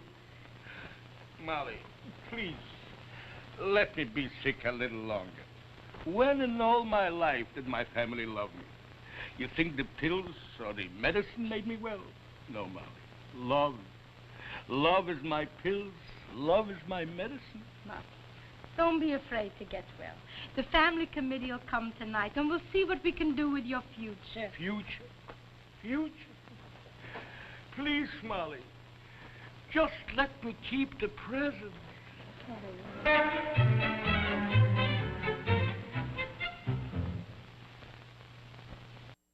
In just a moment, we'll return to the Goldbergs. But first, here is an important message. Fabulous vitamin offer. In a moment, you'll learn how to get free a regular $1.98 bottle of famous Ributol Gelu-Caps. But first, meet Mr. Stanley Hilmer of Levittown, New York. I used to feel tired and run down. My father, who was 79, told me to try Ributol. I did, and boy, I feel great. Mr. Hilmer was not getting enough thiamine and riboflavin from his food. If for this same reason you too feel tired and worn out, Ributol can help you. That's why the Vitamin Corporation of America is giving away millions of regular $1.98 bottles of Ributol free. When you buy this 100-size bottle, you get the regular $1.98 Ributol at no extra cost. You must feel stronger, peppier in 7 days, or keep the $1.98 size as a gift and return the 100 size for full cash refund. You may never know how good you can feel until you've tried Ributol. Offer limited. Get your free Ributol now. And now, back to the Goldbergs.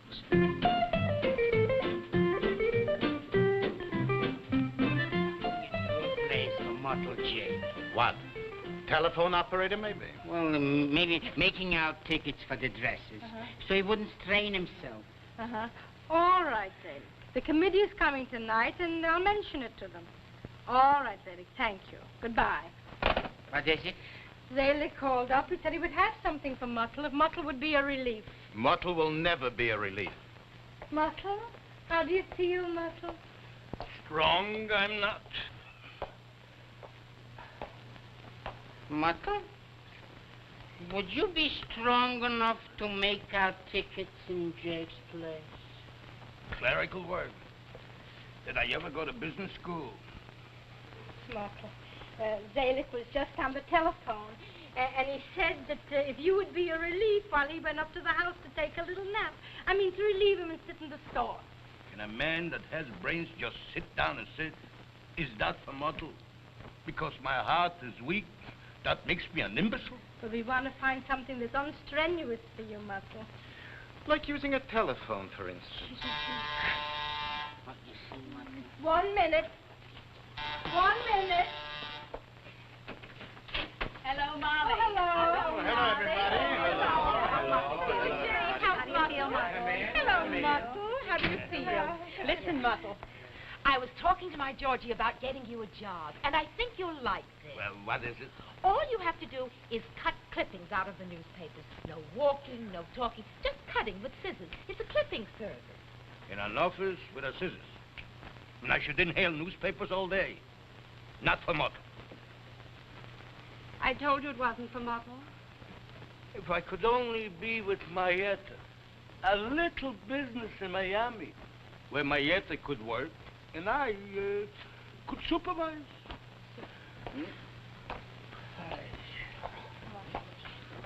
Ma, Yes? the table is set. Come, the table is set. Come. All right. Yes. I don't know the man. No, come sit down. Come on, Johanna. Doctor, sit down. Yeah, right here. How can we finance another business venture for Muttle? We can't. Can you mention one business that he hasn't tried? Didn't I give him $400 last year for an egg opener so you shouldn't burn your fingers? And I didn't invest $1,000 5 years ago for dry cleaning while you wait. Listen, if you people want to repeat the mistakes of investing in a business for Muttle, you can go ahead and do so. But cut me out. I'm one man that tries to learn from experience. But listen, Jake, the man has to do something. He has to be able to support himself. Or be supported. Molly, we're not millionaires. That's my point. It would be easier to retire him. On why? Wait a minute. The family circle has 54 members, no? That's right. 54 is a lot of members. Yeah. I know we would be willing to give 50 cents a week. That's what we can afford. And if everybody would give 50 cents a week, that would be how much? $27. $27. Well, Since you know Muttle, did he ever earn more?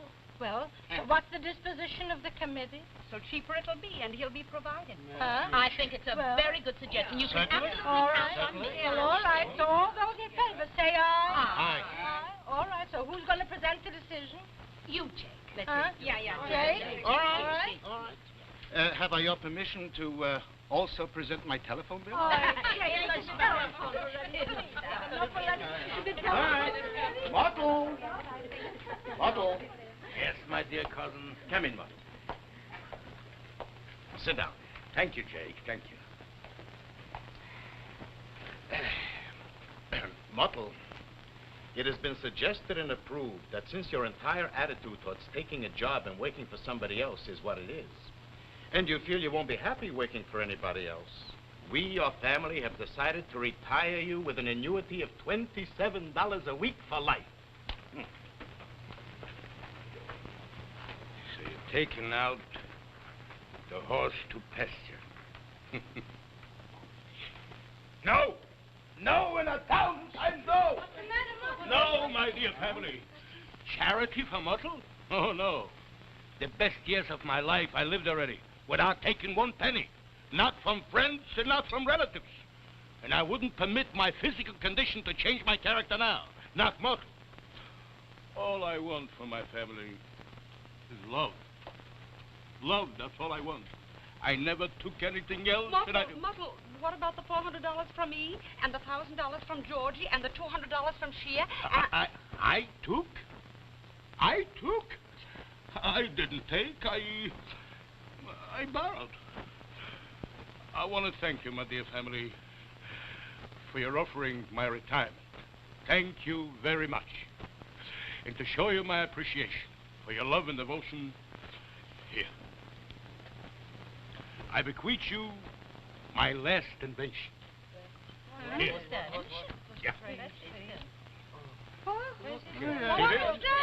My last invention. An orange.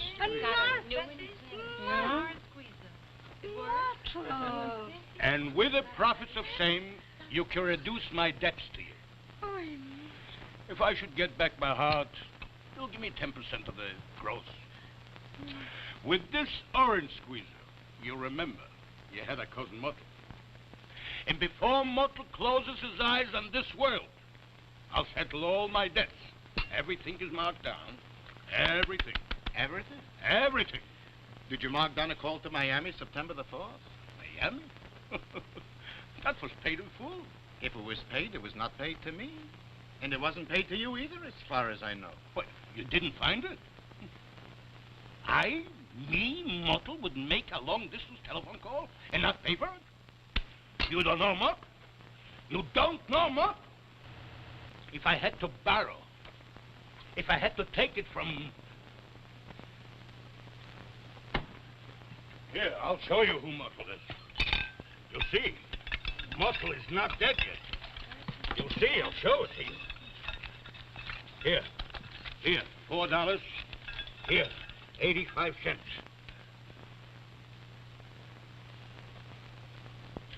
Sorry, Mottle. One thing I want you to remember, my dear family. Mottle is a man of principle.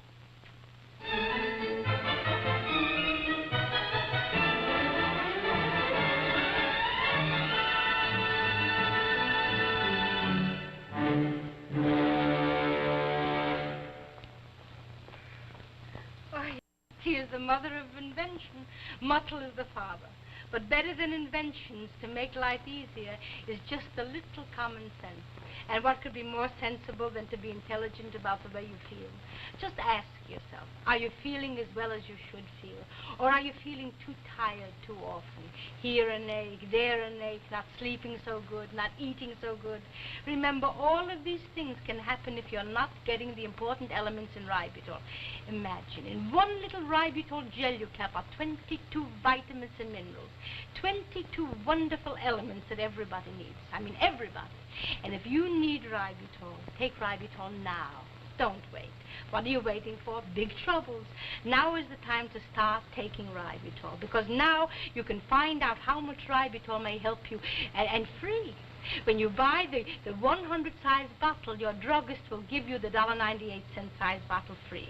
And if you're not feeling like a new person in just 7 days, return the 100 size, get every penny back, and keep the $1.98 size as a present. Don't wait. Believe me, the day you try ribitol may be the most important day of your life. What? I don't know. Columbus discovered America, and I discovered ribitol.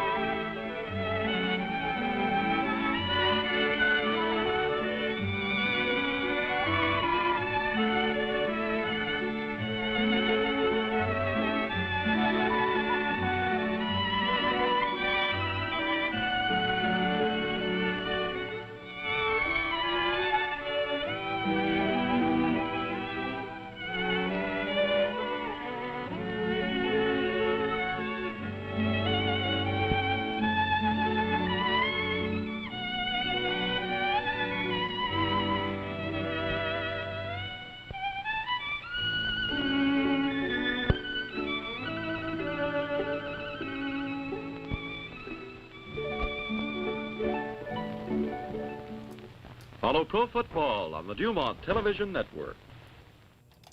And that was an episode of The Goldbergs, created and written by Gertrude Berg.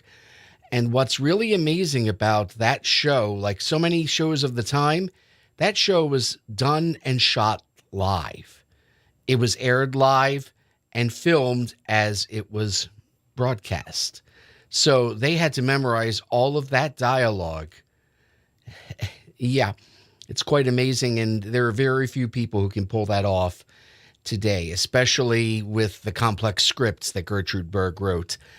We've been talking in the chat about Philip Loeb, who was the original actor who played Jake on the show, and he ran afoul of the House Un-American Activities Committee and Senator McCarthy during the Red Scare. He ended up committing suicide not too long before this episode was broadcast. The show did not last very long without him. So it's a bit of a tragic ending for such a wonderful show.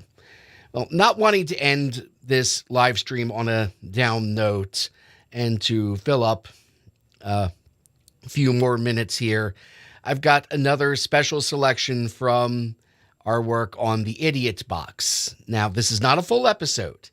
This is one from an episode that I did not put on YouTube because down the road, after we edited and released it, we found that one of the 4 segments that we used in this episode was not in the public domain. So we ended up pulling it, and I never uploaded the full episode to YouTube for obvious reasons.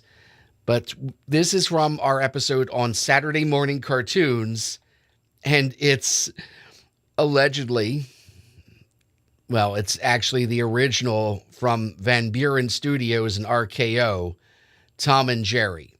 And the commentary is, of course, by the cast of The Idiot Box. What? Ah, this must be before they got into the whole furry scene.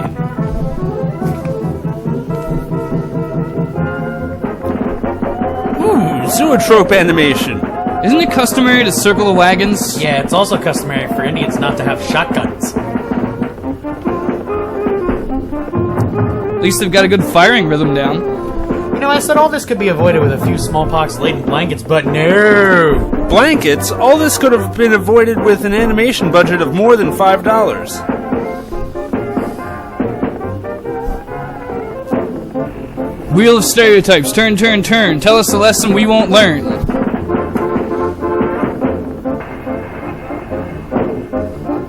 Uh-oh, call roadside assistance. And that makes even less sense.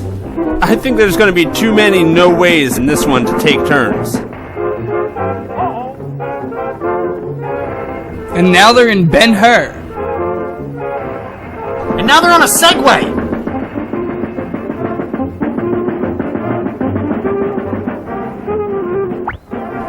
Once again, using a hatchet when you need a scalpel. Now batting for the Yankees against the Indians, Tom and Jerry.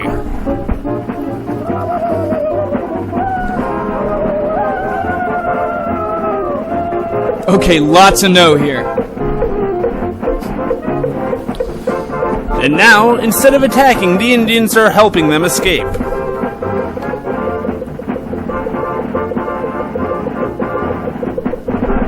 What? The Gatling bow.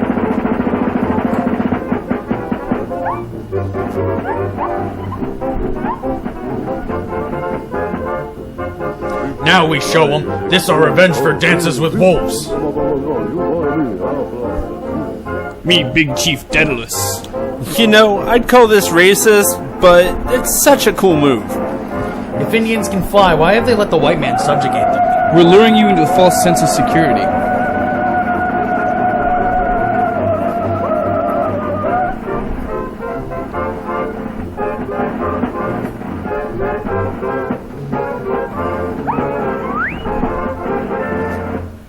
It's Big Chief Running Gag. Nanny nanny boo boo.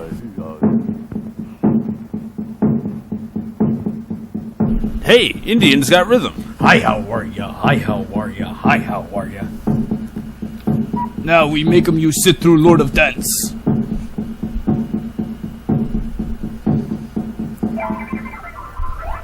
Now we'll warm their hearts with a cool island song.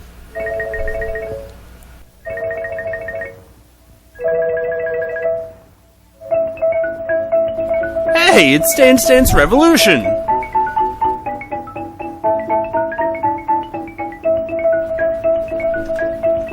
You'd think that the Indians might have done better in battle if they didn't have bullseyes painted on their backs. Okay, where'd the Native Americans get a didgeridoo?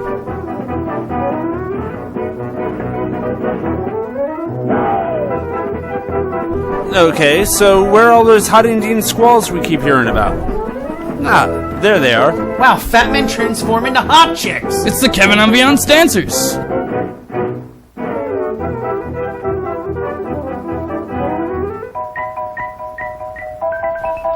Okay, if your bonds are that loose, you can get away.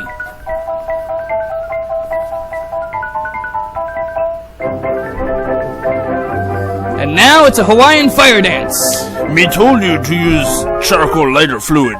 Now we wait forever for coals to get hot. White people to the rescue!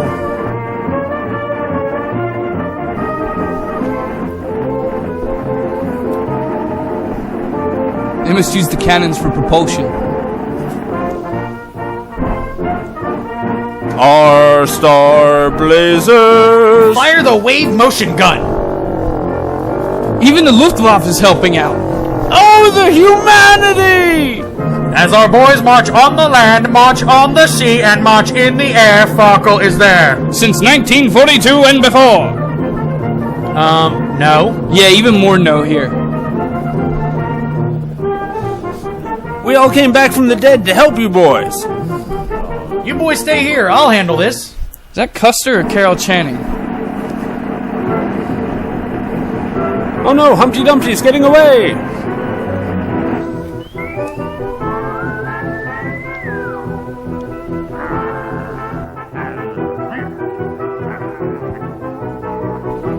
Boy, this cartoon is one big all-you-can-eat buffet of racism.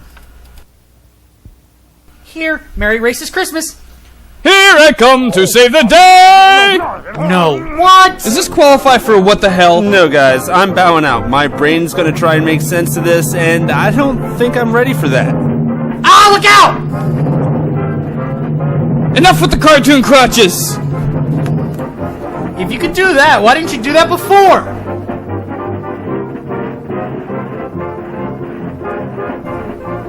Ooh, it's a The End production. Cartoon may be over, but the pain lingers on. And that's it for tonight. Thank you, everyone, for joining me on this live stream. We'll do it again next month. Once again, do feel free to make a donation through the links in the description. Also, you can join me on Patreon at patreon.com/13week. And next week on 13 Week Theater, provided I get the time to finish editing it, we're going to be looking at the TV version of The Planet of the Apes. And of course, like I already mentioned, February, we're going to have the induction ceremony for the 13 Week Hall of Fame, and we are also going to be watching more cartoons. So until then,